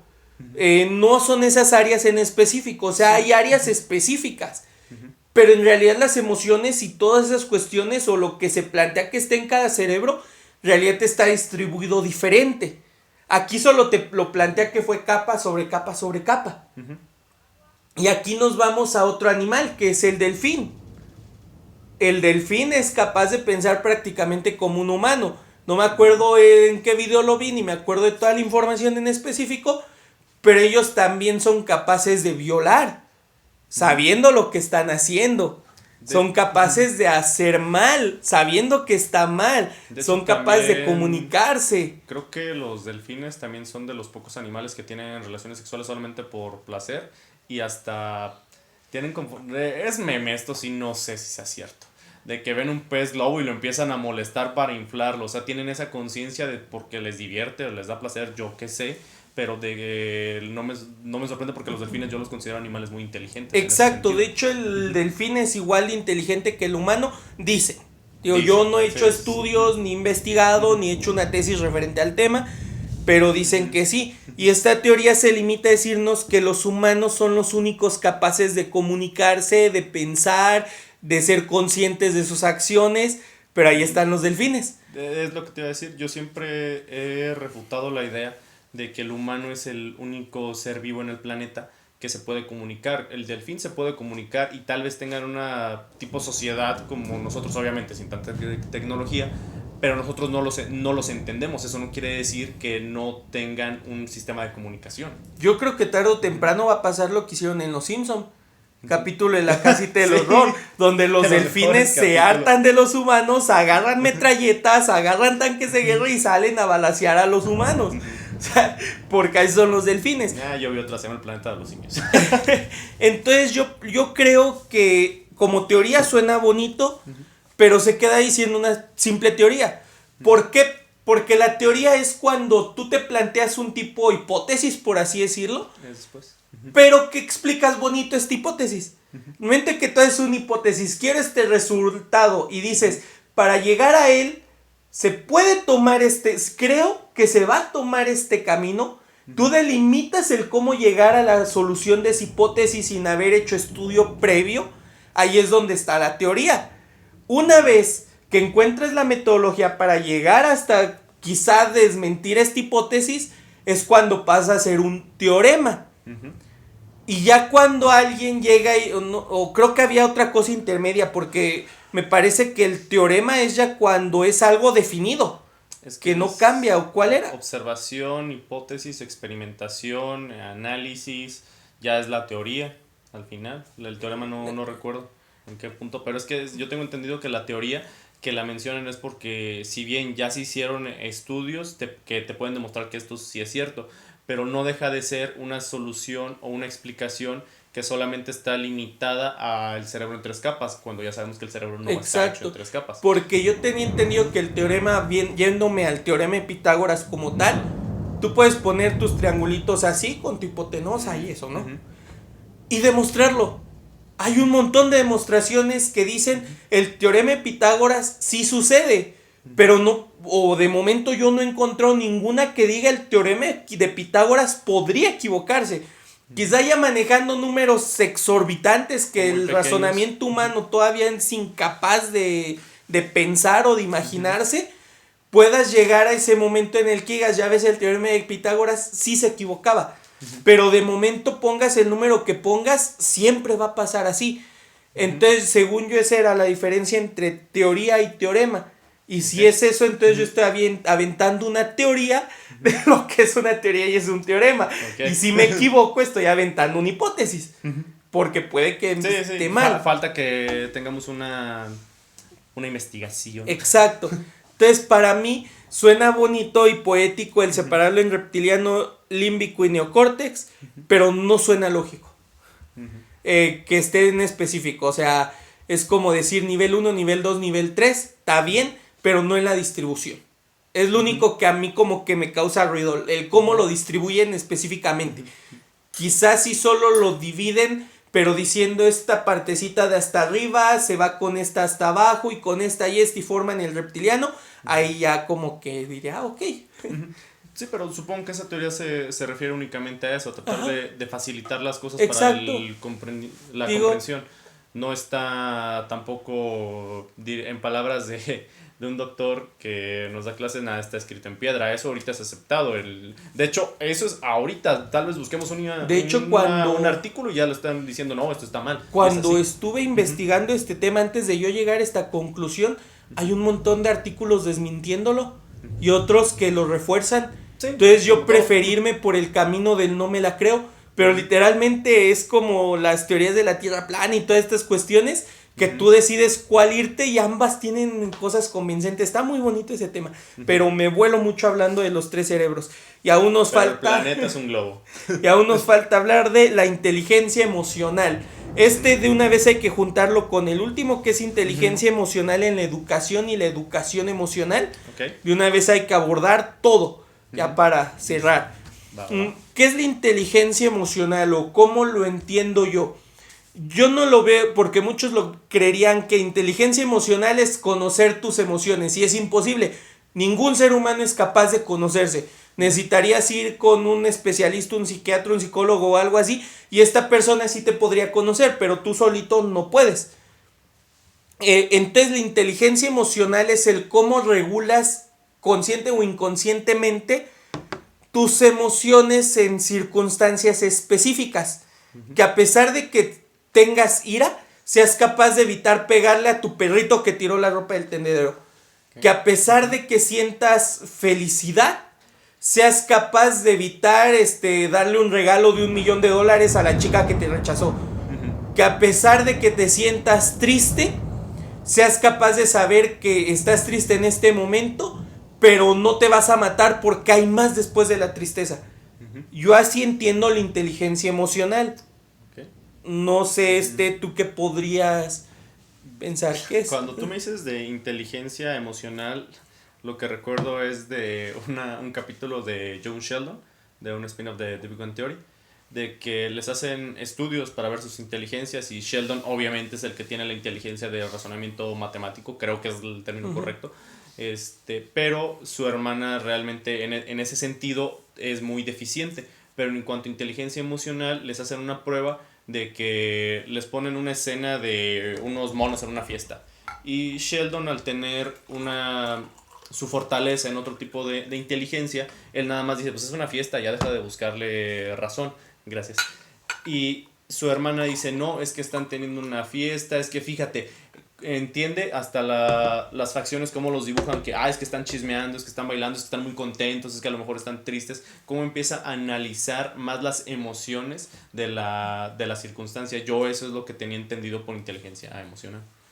De hecho, ahí me hablaste de la teoría de inteligencias múltiples, donde abarca la lógico-matemática, la lingüística, la musical, y es que la emocional no recibe el nombre emocional, recibe otro nombre, pero sí se va sobre eso. Es que está la inteligencia interpersonal y extrapersonal me parece. O sea, existen estas dos, y de hecho ya existen incluso la inteligencia cinética, la espacial, existe. O sea, de hecho Messi tiene la inteligencia espacial súper desarrollada, a diferencia de Einstein, que tenía la lógica matemática, o Susan Collins, que es la escritora que ahorita se me ocurre, que tiene la inteligencia lingüística, pero cabrón, perdón la palabra, se me salió. Pero, o sea, ya aquí nos vamos como a ese tipo de inteligencias, se llaman teoría de inteligencias múltiples. Y eso que tiene la hermana de Sheldon sería la inteligencia como extrapersonal. No recuerdo si se llama de esta manera, perdón ahorita. Luego lo investigamos. Donde ella es capaz de entender lo que sienten y lo que piensan las personas fuera de ella. O las personas a su alrededor. Mientras que el intrapersonal es lo que ella tendría por dentro. Y de hecho aquí esta teoría de inteligencias de hecho es muy completa por eso. Porque se va más bien dicho en The Big Bang Theory lo manejan de una forma muy exagerada. Donde sí, Sheldon tiene muy chido su inteligencia lógica matemática, pero es muy deficiente en las demás. Entonces la emocional yo creo que sería o aquí cómo lo manejan, sería una fusión entre el extrapersonal y la intrapersonal. De hecho, a mí me gusta verlo así como que están juntas. Y sí, de hecho sí abarca eso, el ser capaz de sentir empatía, el ser capaz de ser asertivo, el leer a las personas con la vista, y de hecho incluso podría abarcar un poquito de la inteligencia lingüística comunicativa, porque ellos no es que sean buenos hablando muchos idiomas, sino que son buenos comunicándose con el de enfrente, ya sea escrito, ya sea oral, para expresarse. Exacto. Yo aquí más bien dicho lo vería con un manguita que leo, que se llama We Never Learn. Aquí se trata de un chavo que es maestro, ¿no? Bueno, en realidad es estudiante, pero es pobre. Entonces él, al ser pobre, dice que pues la única manera de salir de la pobreza es estudiando. Cuestionable, ¿no? Pero bueno, ahorita no estamos para hablar de ese tema.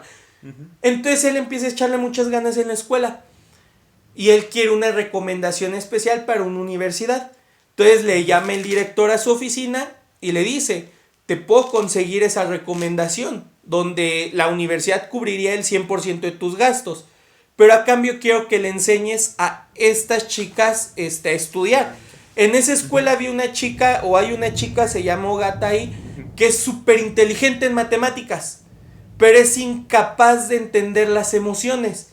Y hay una chica que se llama Fumino, que es súper buena en todos los temas de filosofía y literatura, y lee a las personas como un libro con la pura vista, pero es malísima en matemáticas.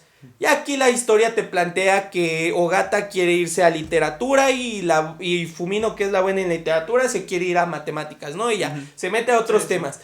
Pero o sea, aquí te manejan eso también, del cómo funcionan las inteligencias. Y a lo largo de la historia o de la serie, pues obviamente al ser comedia romántica se trata de que todas se enamoren del prota, ¿no? Sí. Salen otros personajes más, X.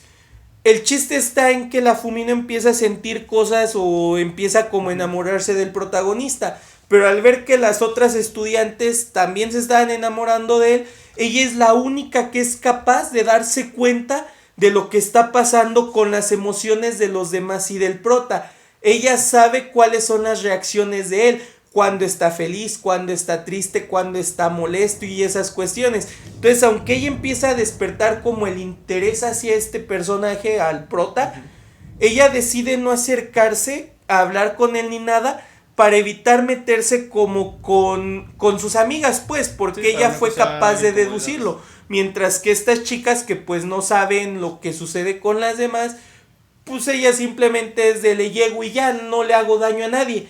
Pero esta que es consciente de las emociones sabe que si le llega le va a hacer daño a todas las demás. Digo, entonces aquí tenemos ese ejemplo. Las personas con inteligencia emocional son capaces incluso de comprender eso.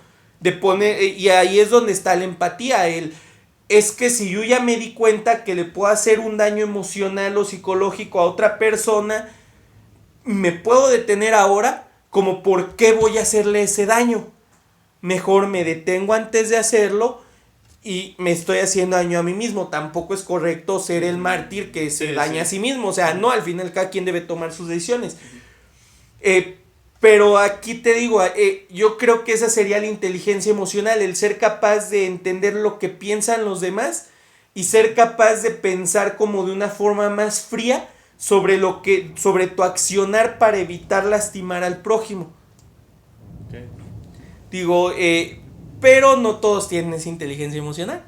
Cuando no se tiene es cuando vienen las cosas feas. Entonces aquí nos vamos a ir a la inteligencia emocional en la educación. ¿Qué pasa con un niño que es inteligente emocionalmente? Difícilmente se va a deprimir dentro de la escuela. Pero alguien que no tiene la inteligencia emocional tan desarrollada, ¿cómo le va a afectar el entorno académico? Que supongo que es donde tiene que ver mucho, por ejemplo, el tema del bullying, ¿no? De que dicen, no, es que nosotros que sí lo aguantábamos, sí, pero también había casos de que si a un niño que se esté llevando pesado con sus amiguitos, lo puede ver desde, pues solamente es una broma y sigue jugando.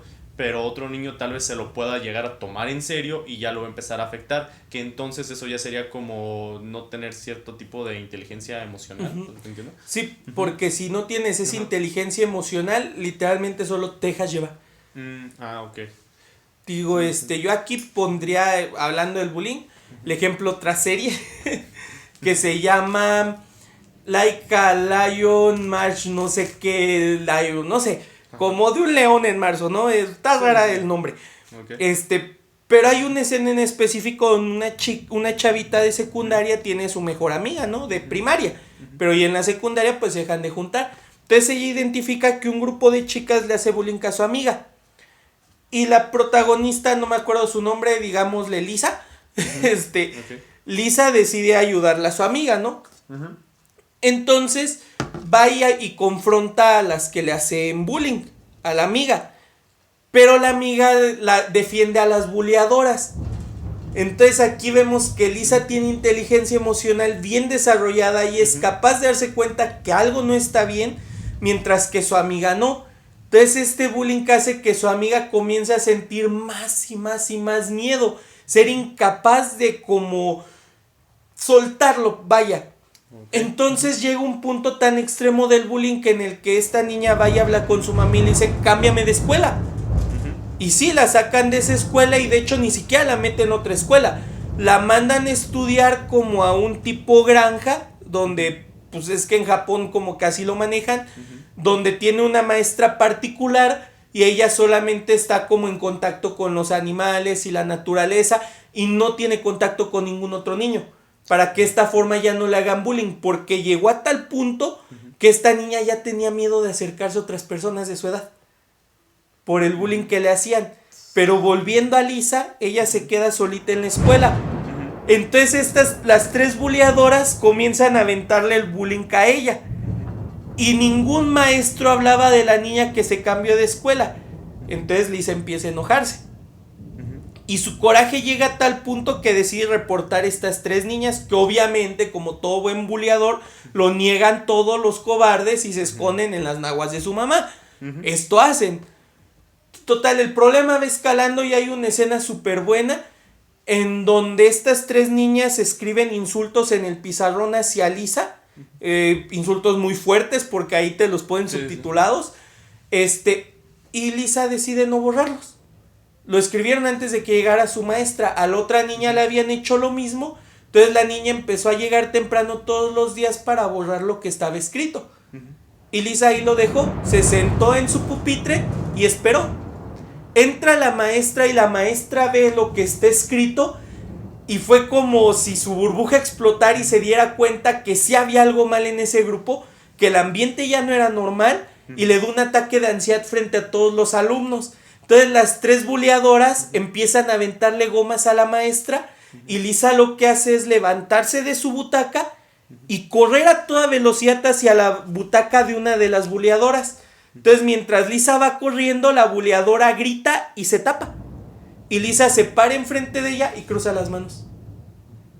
O sea, fue tan inteligente que se dio cuenta que con esa pura acción se descubrió que quien está más asustada es la buleadora. Le tuvo tanto miedo que prefirió gritar para hacerse la víctima antes de afrontar lo que había causado. Y Lisa fue de, no te voy a hacer nada, porque eres tan basura que ni siquiera mereces que te lastime. Eso es inteligencia emocional. Regular como todas esas sensaciones negativas o todo lo que en tu entorno sucede para saber qué hay más fuera de. Esto sucedió cuando ellos ya iban a salir de la secundaria. Entonces era de, si ya voy a salir en 6 meses, ya ¿para qué lloro? O sea, incluso hay una escena en la que Lisa lo dice. Si yo me gradúo de esa escuela con ese grupo, yo gané. Para mí las palabras fueron wow. Perdón por volarme, pero así amo el desarrollo de personajes. Pero desgraciadamente en el aula no solamente los alumnos hacen bullying. También hay maestros que son... Sí. Por ejemplo, pues yo tenía el caso de que con un profesor sí se llegaba con ciertas actitudes pues muy, muy pesadas. Al punto de que yo entiendo que te tienen que estar regañando o llamando la atención. Pero una cosa es eso y que te expliquen qué es, a que nada más lleguen y tú sientas como que desquiten emociones negativas, bien mala vibra. Pero pues ya ese tipo de acciones de este maestro en cuestión, pues ya como que tú entrabas a la clase así como de, ay, otra vez. Y pues yo nada más me resigné de, pues ya sé qué es lo que tengo que hacer, pues ya. Nada más voy a hacer lo mínimo posible, aquí está, ya pásame, ya no le quiero volver a ver la cara. No estoy aprendiendo nada, nada más lo estoy haciendo por la inercia de estar cumpliendo algo. Pero afecta demasiado en ese sentido. Ahí afecta el ego del docente.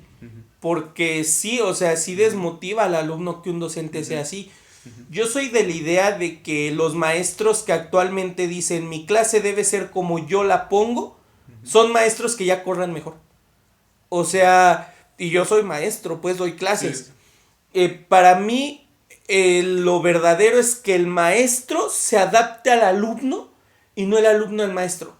Obviamente no es que el maestro se vaya adaptando a cada alumno, es imposible que se adapte a 300 alumnos. Y tampoco que como niño chiquito, ¿no? Que te está agarrando de la mano, o sea, tampoco por Pero ¿estás de acuerdo que está bien marcadas las diferencias entre primero A y primero B? Sí. Entonces, ¿por qué quieres darles las mismas clases cuando, aunque veamos de forma genérica que en cada grupo siempre está la bolita de los que hace bullying, la bolita de los huevones, el que llega tarde, la bonita, la fresa, lotería. O sea, Sí, aunque sí. estén todos estos grupos segmentados en todos los grupos por igual, cada salón se lleva diferente. Va a haber un salón en el que el más inteligente se lleve pesado con los que hacen bullying. Pero otro en donde el más inteligente se agacha cuando ve a los que hacen bullying. Ujú. Entonces debes adaptarte a cada grupo. Aquí un youtuber que luego veo mucho dice cada caso es un caso y es verdad. Sí. Adáptate a eso. El maestro adaptándose al estudiante sería una Etiopía escolar. Sí, Y el pero alumno es- abusaría tanto de la confianza que el maestro le da que descontrol absoluto. Sí. Pero, pero sí, cuando el maestro no sabe regular sus comportamientos, va generando en el estudiante como esas sensaciones negativas, vaya. Ujú. Entonces aquí, ¿por qué esto entra dentro de la inteligencia emocional?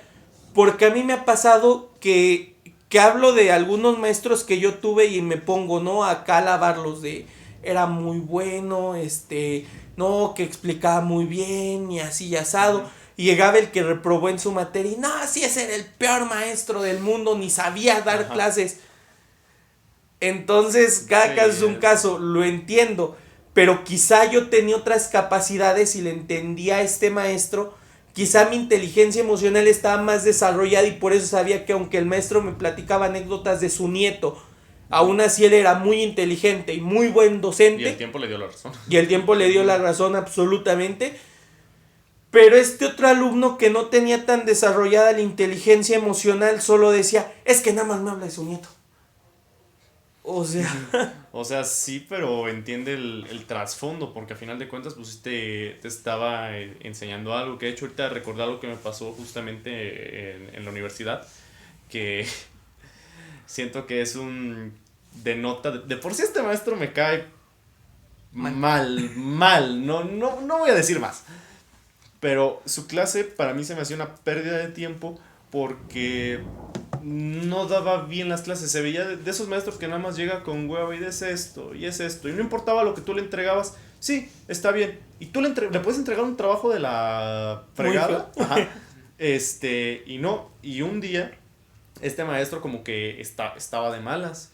Y pues lo típico, ¿no? Que cada quien esté en su mundo, en un ejercicio. Pero entonces una compañera le dijo algo a este maestro, no recuerdo qué fue, y él le dijo, no, las cosas tienen que ser como yo te digo, porque yo soy el maestro y tú te tienes que someter. Y todos nos quedamos así como de, ok, ¿no? Y así se quedó y se sintió el ambiente súper tenso porque el maestro estaba molesto. Y nosotros obviamente del lado de yo voy a defender siempre a mi compañera, porque pues mi compañera no hizo nada, o sea, nada más estaba preguntando algo bien, pero sí dijo y todos nos quedamos así como de qué onda. Terminando la clase, el maestro y mi compañera se fueron a hablar y nosotros pues teníamos que pasar porque los muy inteligentes se fueron a la escalera y nosotros teníamos que pasar por la escalera pues para bajar. Y como que todos escuchamos como no, es que una disculpa o así, yo, vato, no importa que te disculpes, ya regaste todo. De por sí yo no lo respetaba como docente, porque no me caía, ahora sí desde mi mismo criterio. Pero después de esa actitud, sí es Ya como, ni como sí es persona. como de no manches, o sea, ¿cómo se te ocurre? No, o sea, no. Sí. Sí, y yo siempre me quejaba de este maestro con mi mamá y mi papá, y los dos de sí, pero es que tienes que pasar su materia. Yo, es que el problema no es que pase la materia, yo la paso, pero me frustra entrar a esa clase, ya no la disfruto. Literalmente yo entrar es como, ay, ya sé que viene esta cosa. Y ahora te estoy diciendo que esto que pasó fue a mitad del curso. Imagínate el resto del curso. Literalmente todos tuvimos que pasar con alta calificación ya por obligación de él, era lo mínimo que podía hacer. Pero No, sí, o sea... y luego estos docentes son los mismos que te aconsejan de, sí, el docente que soñabas tener. Pues sí, pero en mis sueños usted nunca estuvo. Ujú. Más que en las pesadillas. O sea, Sí, no. No, es que sí. Y caso contrario, con otro maestro que no sé si pueda decir que es inteligencia emocional, pero él llegaba con una actitud súper relajada, súper tranquila, de que de entrada no lo voy a defender porque era bien impuntual, nada más llegaba a dar media hora de clases, si es que llegaba, Pero pero cuando llegaba te decía, no, pues vamos a ver este tema, ¿no? Nos daba ecuaciones diferenciales. No, pues es esto y es esto. ¿Cómo que no entienden? Es esto ya. Y tú das clases de matemáticas, has tomado bastantes clases de matemáticas. Profe, no lo entendí. ¿Cómo? Si te estoy repitiendo qué es esto. No, este maestro te decía, no entendiste. Ah, mira, te explico por este otro método. Y no te revolvía. Y otro, no, es que no te entendí. Te explico un tercer método y no te revolvía. Porque sí te explicaba bien, hasta siempre bien tranquilo, bien relajado, siempre con una sonrisa y no manches. Muchos se quejaban de es que no llega y yo, es que no lo entienden, yo lo espero media hora, no me importa esperarlo media hora, da muy bien la clase, yo estoy aprendiendo me cae muy bien el maestro, yo lo voy a esperar. Contrario al otro que no, ni quería entrar. No, y es que sí, o sea, el comportamiento de los maestros sí afecta el cómo va a actuar el grupo. Yo cuando reprobé, porque pues reprobé en un semestre en el TEC, ¿no? Es lo máximo. Una de las materias que reprobé fue con una maestra, no voy a decir nombres. Es muy buena maestra explicando, muy buena explicante o explicadora, no sé cómo se le diga. Es buena explicando, pero como maestra es muy mala. O sea, porque ella nos metía miedo. Era de tú llega y exponen tacuche y si no traes la corbata te repruebo. Y a veces llevábamos unos trabajos que hasta me sorprendía que en el nivel que estábamos, porque pues me dio clases desde tercer semestre, que yendo en el semestre que estábamos entregamos una información de wow, pero un día descubrí algo. Esta maestra no sabía leer no sabía leer gráficas. No, yo de ahí me colgué, o sea, allí en sus clases las veces que ella ponía gráficas era de que yo se las deletreaba, porque pues era mi fuerte. Pero descubrir que ella no sabía leer gráficas, para mí hizo que perdiera el valor como docente, porque ella no era inteligente como docente. Porque no tiene nada de malo que el docente no sepa algo. Tiene algo de malo cuando un alumno que es bueno haciendo gráficas y bueno interpretándolas, te entregue una buena interpretación, te entregue una gráfica con datos reales y lo repruebes porque en Word no apareció que este era diferente a este. Uno lleva acento en la E y otro no, y tú pusiste el que va sin acento cuando era el que llevaba acento. Y que por eso de 100 te baje a 70. Estoy de acuerdo que te baje 5 o 10 puntos. Yo estoy totalmente en desacuerdo. Entiendo si ese acento, esa misma falla la tuvieras 15, 20 veces y no pusieras comas, o sea, que de plano tu gramática estuviera del asco. Pero si solo fue una coma y fue ya sea en un error de dedo que estabas escribiendo, porque a mí me pasa que cuando quiero escribir las, escribo als. Y ese error no te lo identifica el Word. O sea, te lo pone como que está bien escrito als. Entonces yo he entregado trabajos y así más profesionales, incluso en esta maestría he entregado trabajos que ya lo subí, ya lo envié y días después lo estoy leyendo de nuevo y leo als. Sí, así, como de, ay, me equivoqué, pero ya no puedo corregirlo. O sea, y son errores totalmente humanos. Digo, entonces para mí sí se me hace ridículo que por un error te baje tantos puntos. Entiendo que fuera, digo, si todo el texto está mal, si la idea no se plantea correctamente y cuestiones así, ahí lo entiendo, o sea, sí mereces reprobar si no te expresaste bien, pero no lo mereces si fue error de dedo. Sí, y yo te digo, bueno, será que pues acá donde pues yo ahorita estoy haciendo la maestría pues sí son un poquito más exigentes en cuestión de redacción y demás. Pero yo también soy de la idea de si te equivocas en un error de dedo, en una palabra, en punto y coma, pues sí, o sea, estoy de acuerdo, baja puntos porque pues sí, es ortografía, es algo que debes de saber. Pero una cosa es que te bajen puntos y otra cosa es reprobarte solamente por un error, o sea, no. Y es lo mismo que de hecho estábamos planteando al inicio, te debes comportar de manera correcta o vas a ser castigado, el castigo es exagerado. Exacto, ¿no? Incluso aunque tu maestría sea bien profesional, si te reprueban porque te faltó un acento en vez de decirte, ¿sabes qué? Pues vuelve a imprimir esa hoja, o sea, ponle el acento, ve, imprímela y ponla, porque todo tu trabajo está bien. Va. Ahí es donde dices tú, es que eso es lo justo, porque fue un error humano. Donde dices que te evalúan redacción, pues si redactas mal, ahí sí mereces reprobar. Sí. Digo, pero si tu redacción está bien, tu escritura está bien y solo fallaste una coma, un acento que se te pasó, que iba coma y sin querer pusiste punto porque la tecla está al lado y tú estás escribiendo rápido y como estás aterrizando tu idea y es de una forma muy rápida, lo escribiste y como fue tu propio texto que ya te sabes de memoria, lo vuelves a leer y no identificas el error porque de hecho por eso existen la parte de los revisores. Ajá. Porque es normal que cuando tú escribiste un texto, si crees que está bien, así lo leas 20 veces, nunca vas a hallar el error. Nunca, porque tu cerebro te está diciendo ya está bien, por mucho que tú digas creo que algo está mal, no lo vas a identificar. Necesitas que alguien más lo identifique. No, y sin mencionar ya la misma fatiga que tú ya estás teniendo. Exacto. Digo, entonces yo sí creo que los maestros deben tener mucho cuidado en eso, en la exigencia que ponen. Ya ahorita que yo doy clases, la verdad yo llego incluso en bermuda y todo a dar clases. ¿Por qué? Porque mi presentación es lo que yo sé y el cómo voy a enseñar. Me di cuenta que lo demás pasa a segundo plano. Cosa contraria si es una ponencia, una conferencia y sí ya es más formal. Sí, obviamente. Pero creo que sí los maestros deben tener mucho cuidado en esos aspectos, porque dan un bajón emocional muy feo. Sí, es que te están quitando la motivación de que tú llegues con, ahora sí que válgame la redundancia, con ganas de voy a estudiar así. No, es de que nada más así es como de nada más voy a llegar a que me regañen, o sea, yo quiero aprender, nada más que me vas a estar diciendo en qué estoy mal y me vas a estar regañando, va. Pero dime cómo mejorar, o sea, no me digas nada más eso, de que mínimo, si estás viendo que estoy tan mal para que me estés diciendo de cosas, dime, al menos, es que estás muy mal en reacción por esto. Ah, bueno, va, está bien, está perfecto, porque me estás diciendo que está mal y cómo mejorarlo, va. Es que perfecto. cambia muchísimo. Aquí va un otro ejemplo de mi maestro favorito como maestro, no como persona, cuando iba en el TEC.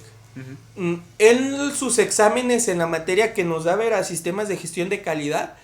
Él nos evaluaba mediante una, ¿cómo se llama esto? No era supervisión ni ponencia. Es cuando llega como un inspector a ver que hiciste bien tu trabajo. Se me olvidó ahorita. No, es en industria, o sea, es en ámbito industrial, que mandan como a un externo a revisar que tu línea de producción y todo esté funcionando bien. Realizar un protocolo. Pero no es un protocolo porque el protocolo entregas escrito y eso, y acá no, acá entregas solo pruebas físicas y ya. Okay. No recuerdo ahorita cómo se llama, pero bueno, él nos revisaba así, nosotros hacíamos nuestra línea de producción en la tarea y eso, hacíamos nuestro papeleo, el día del examen tenía que llegar todo el equipo y en el equipo nos dividíamos por áreas, no por integrante, o sea, si la línea de producción tenía área de finanzas, área de calidad, área de mercadotecnia, área de producción, área de almacén, o sea, cada uno tomábamos un área. Entonces llegábamos y él solo decía área de calidad. Tú tenías que presentar tus documentos. Y aunque éramos un equipo, si tus documentos estaban mal, solo tú reprobabas. Pero él agarraba los documentos, empezaba a encerrar todas tus fallas, no faltas de ortografía. Ya cuando repetí una materia y la tomé con él, me di cuenta que a él no le interesaba nada de eso. Como él calificaba pues, sistemas de producción, él importaba que tu producción funcionara y que tus datos fueran verídicos de acuerdo a tu producción. Entonces él empezaba a decirnos fallaste aquí, fallaste aquí, fallaste aquí, fallaste aquí. Y al lado de cada falla nos decía revisa este punto de la norma, investiga en este libro, ve este autor. Y era como de que tú salías con un 50 y decías acabo de aprender con ese 50 el triple que si hubiera sacado un 100. Salía satisfecho de reprobar un 100 vacío. Y a mí me pasó que yo no reprobé con él, siempre sacaba 70 y 80, o sea, panzaba. Pero era de que yo salía y era una satisfacción, pero no era esa satisfacción del maestro estricto que dice voy a reprobar a todos, no. Era una satisfacción de saqué 70 y aprendí lo de 100. Sí. Y hacía que te sintieras bien con tu conocimiento, no con tu calificación. De verdad le agradezco tanto porque con él entendí que la calificación es solo un número y no vale para nada. Y literalmente lo que aprendí con él, quizá en aplicación no lo sé, pero en teoría no se me ha olvidado casi nada por ese método. O sea, No, de es que él lo calificaba resultados, no lo demás. Es que hasta tú lo estás diciendo, te está diciendo, sí, te estoy bajando muchos puntos. Esto está mal. Vete. Pues qué actitud tan mala. Nefasta. Ajá, Las tan cosas como nefasta. Pero ya este es tu error, checa este y este. Ah, no, pues qué diferencia, ya sé, y hasta tú mismo de, ay, ahorita lo voy a corregir, y hasta ya con más tranquilidad ya estás asimilando y aterrizando más las ideas. Exacto, No, digo, sí. pero aquí nos vamos a otro punto, y es al que siempre se plantea, la educación viene desde la casa. Pero yo no quiero que mi hijo solo diga buenos días, buenas tardes, buenas noches como robotcito todos los días, cuando puedes decirle ya estuvo, o ya mero, o sea, ese es más bonito que un buenos días. Pero sí debe implementarse la educación emocional. Porque el docente puede educar a todos como robotcitos a decirles, a ver niños, párense, todos van a repetir después de mí, digan gracias, digan perdón, digan buenos días, o sea, Para ponerles a Pink Floyd. puedes hacerlo, es fácil, pero eso no es educación, Nah. esos son modales. O sea, educación ya abarca otros temas. En la casa lo que deben enseñar es la educación emocional. ¿Por qué? Porque sí, o sea, el grupo se secciona por grupitos, pero cada grupito es diferente. Entonces, en cada grupito, cada miembro del grupo es distinto. Nos vamos al grupo de los buleadores.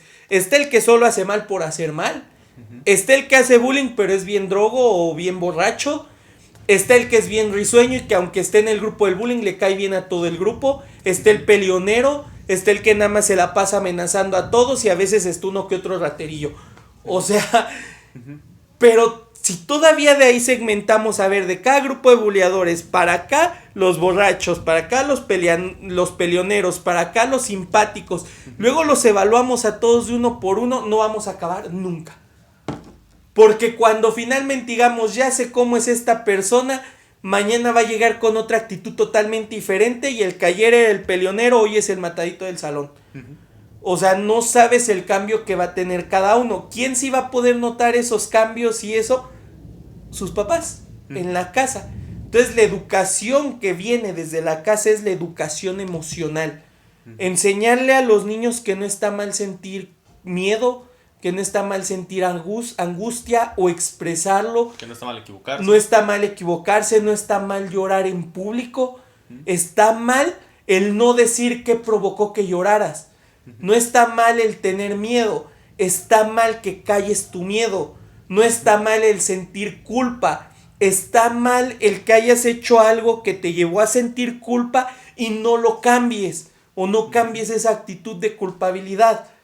Cierto. Entonces yo creo que esa es la educación real, que si viene desde la casa, el salón va a cambiar muchísimo. Si tú le enseñas a un niño lo que es sentir culpa, o lo que es sentir pena, o lo que es sentir miedo, y el cómo expresarlo, y el que no debe tener miedo de expresarlo, todo este grupito de buleadores que te mencioné, van a dejar de ser los buleadores del salón y ya solo va a ser el borracho, el peleonero, el simpático. Ya no los vas a ver como un grupito, ya los vas a ver más individuales.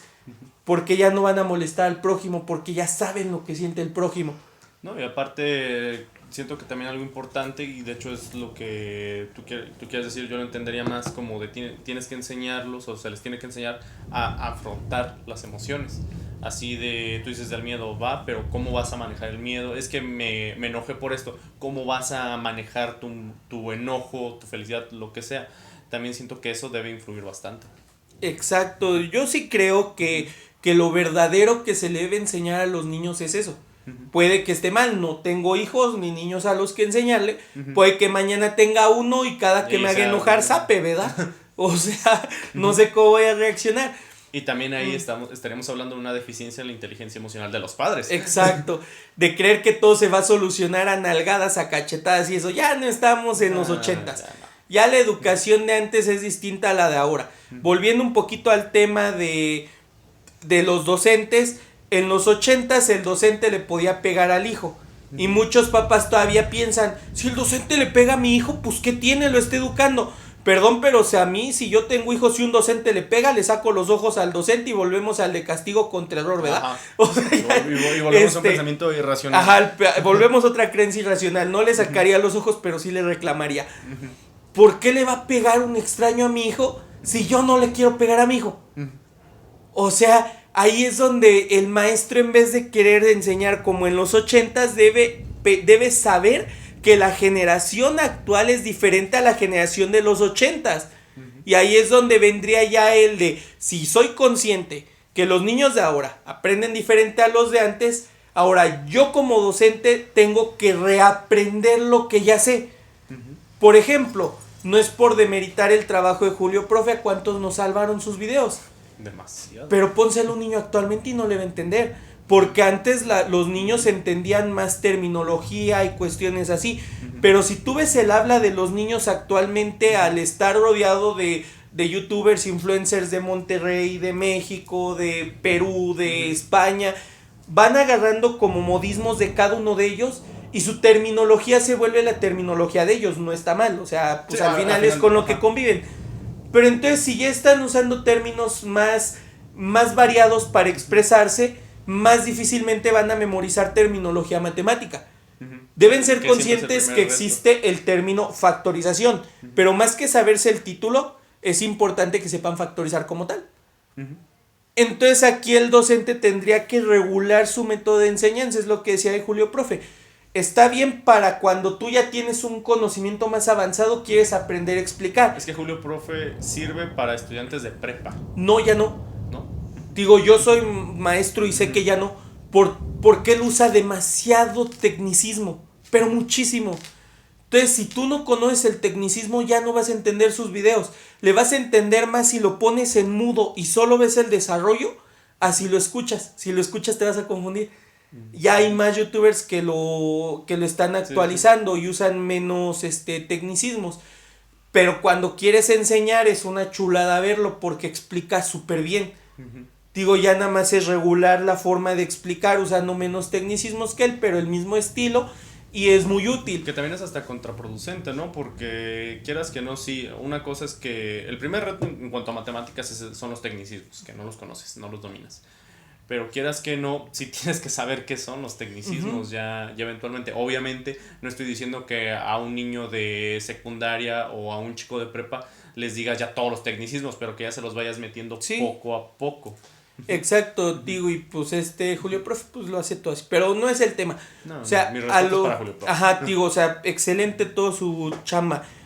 Digo, a lo que quería llegar es que una vez que tú identificas que las generaciones cambiaron y vas a identificar que tu forma de dar clases también debe cambiar.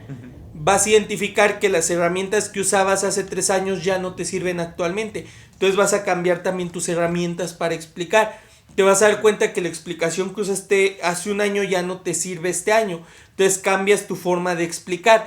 Entonces, como los alumnos ya tienen esta educación emocional desde casa, el docente ya no va a perder tiempo diciendo: Ramirito, por favor, deja de gritar. Margarita, deja de jalarle el pelo a tu compañera de enfrente.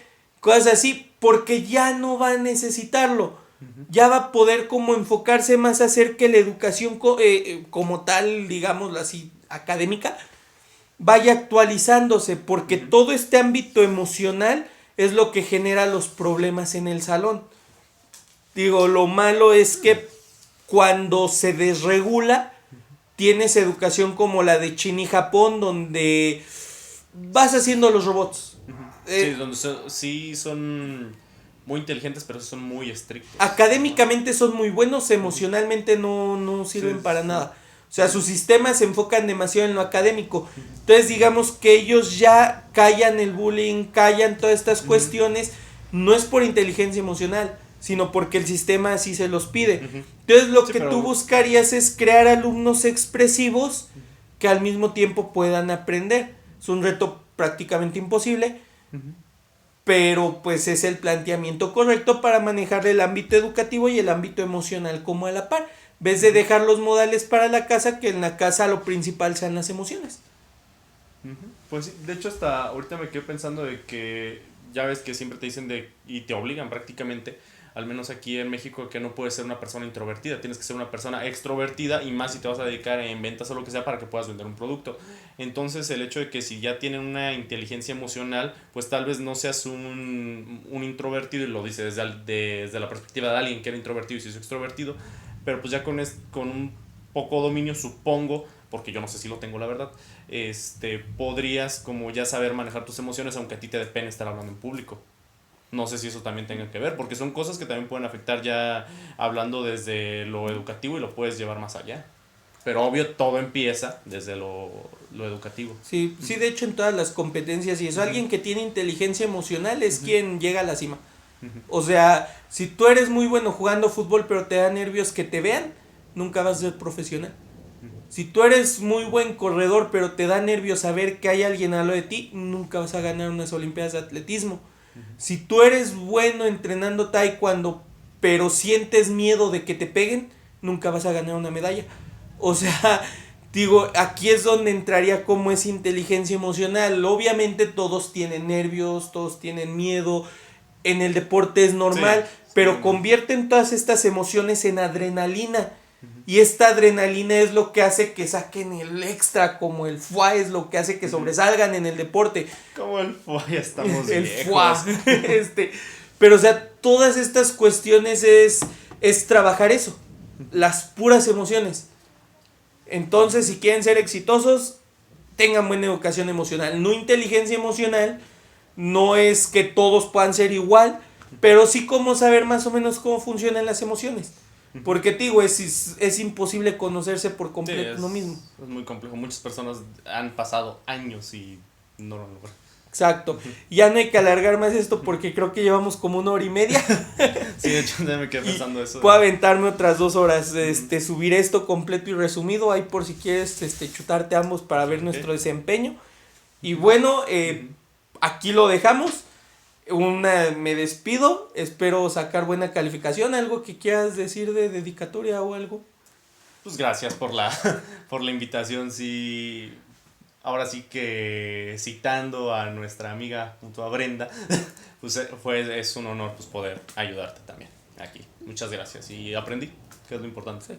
No somos expertos en No el somos ámbito expertos, emocional, pero pues pero tenemos emociones. Ajá, y aparte ya salí con más conocimiento de esto. Ya conocí cosas que no conocía. Así que funciona. Bueno, en conclusión, nos vemos en la siguiente materia. Nos vemos.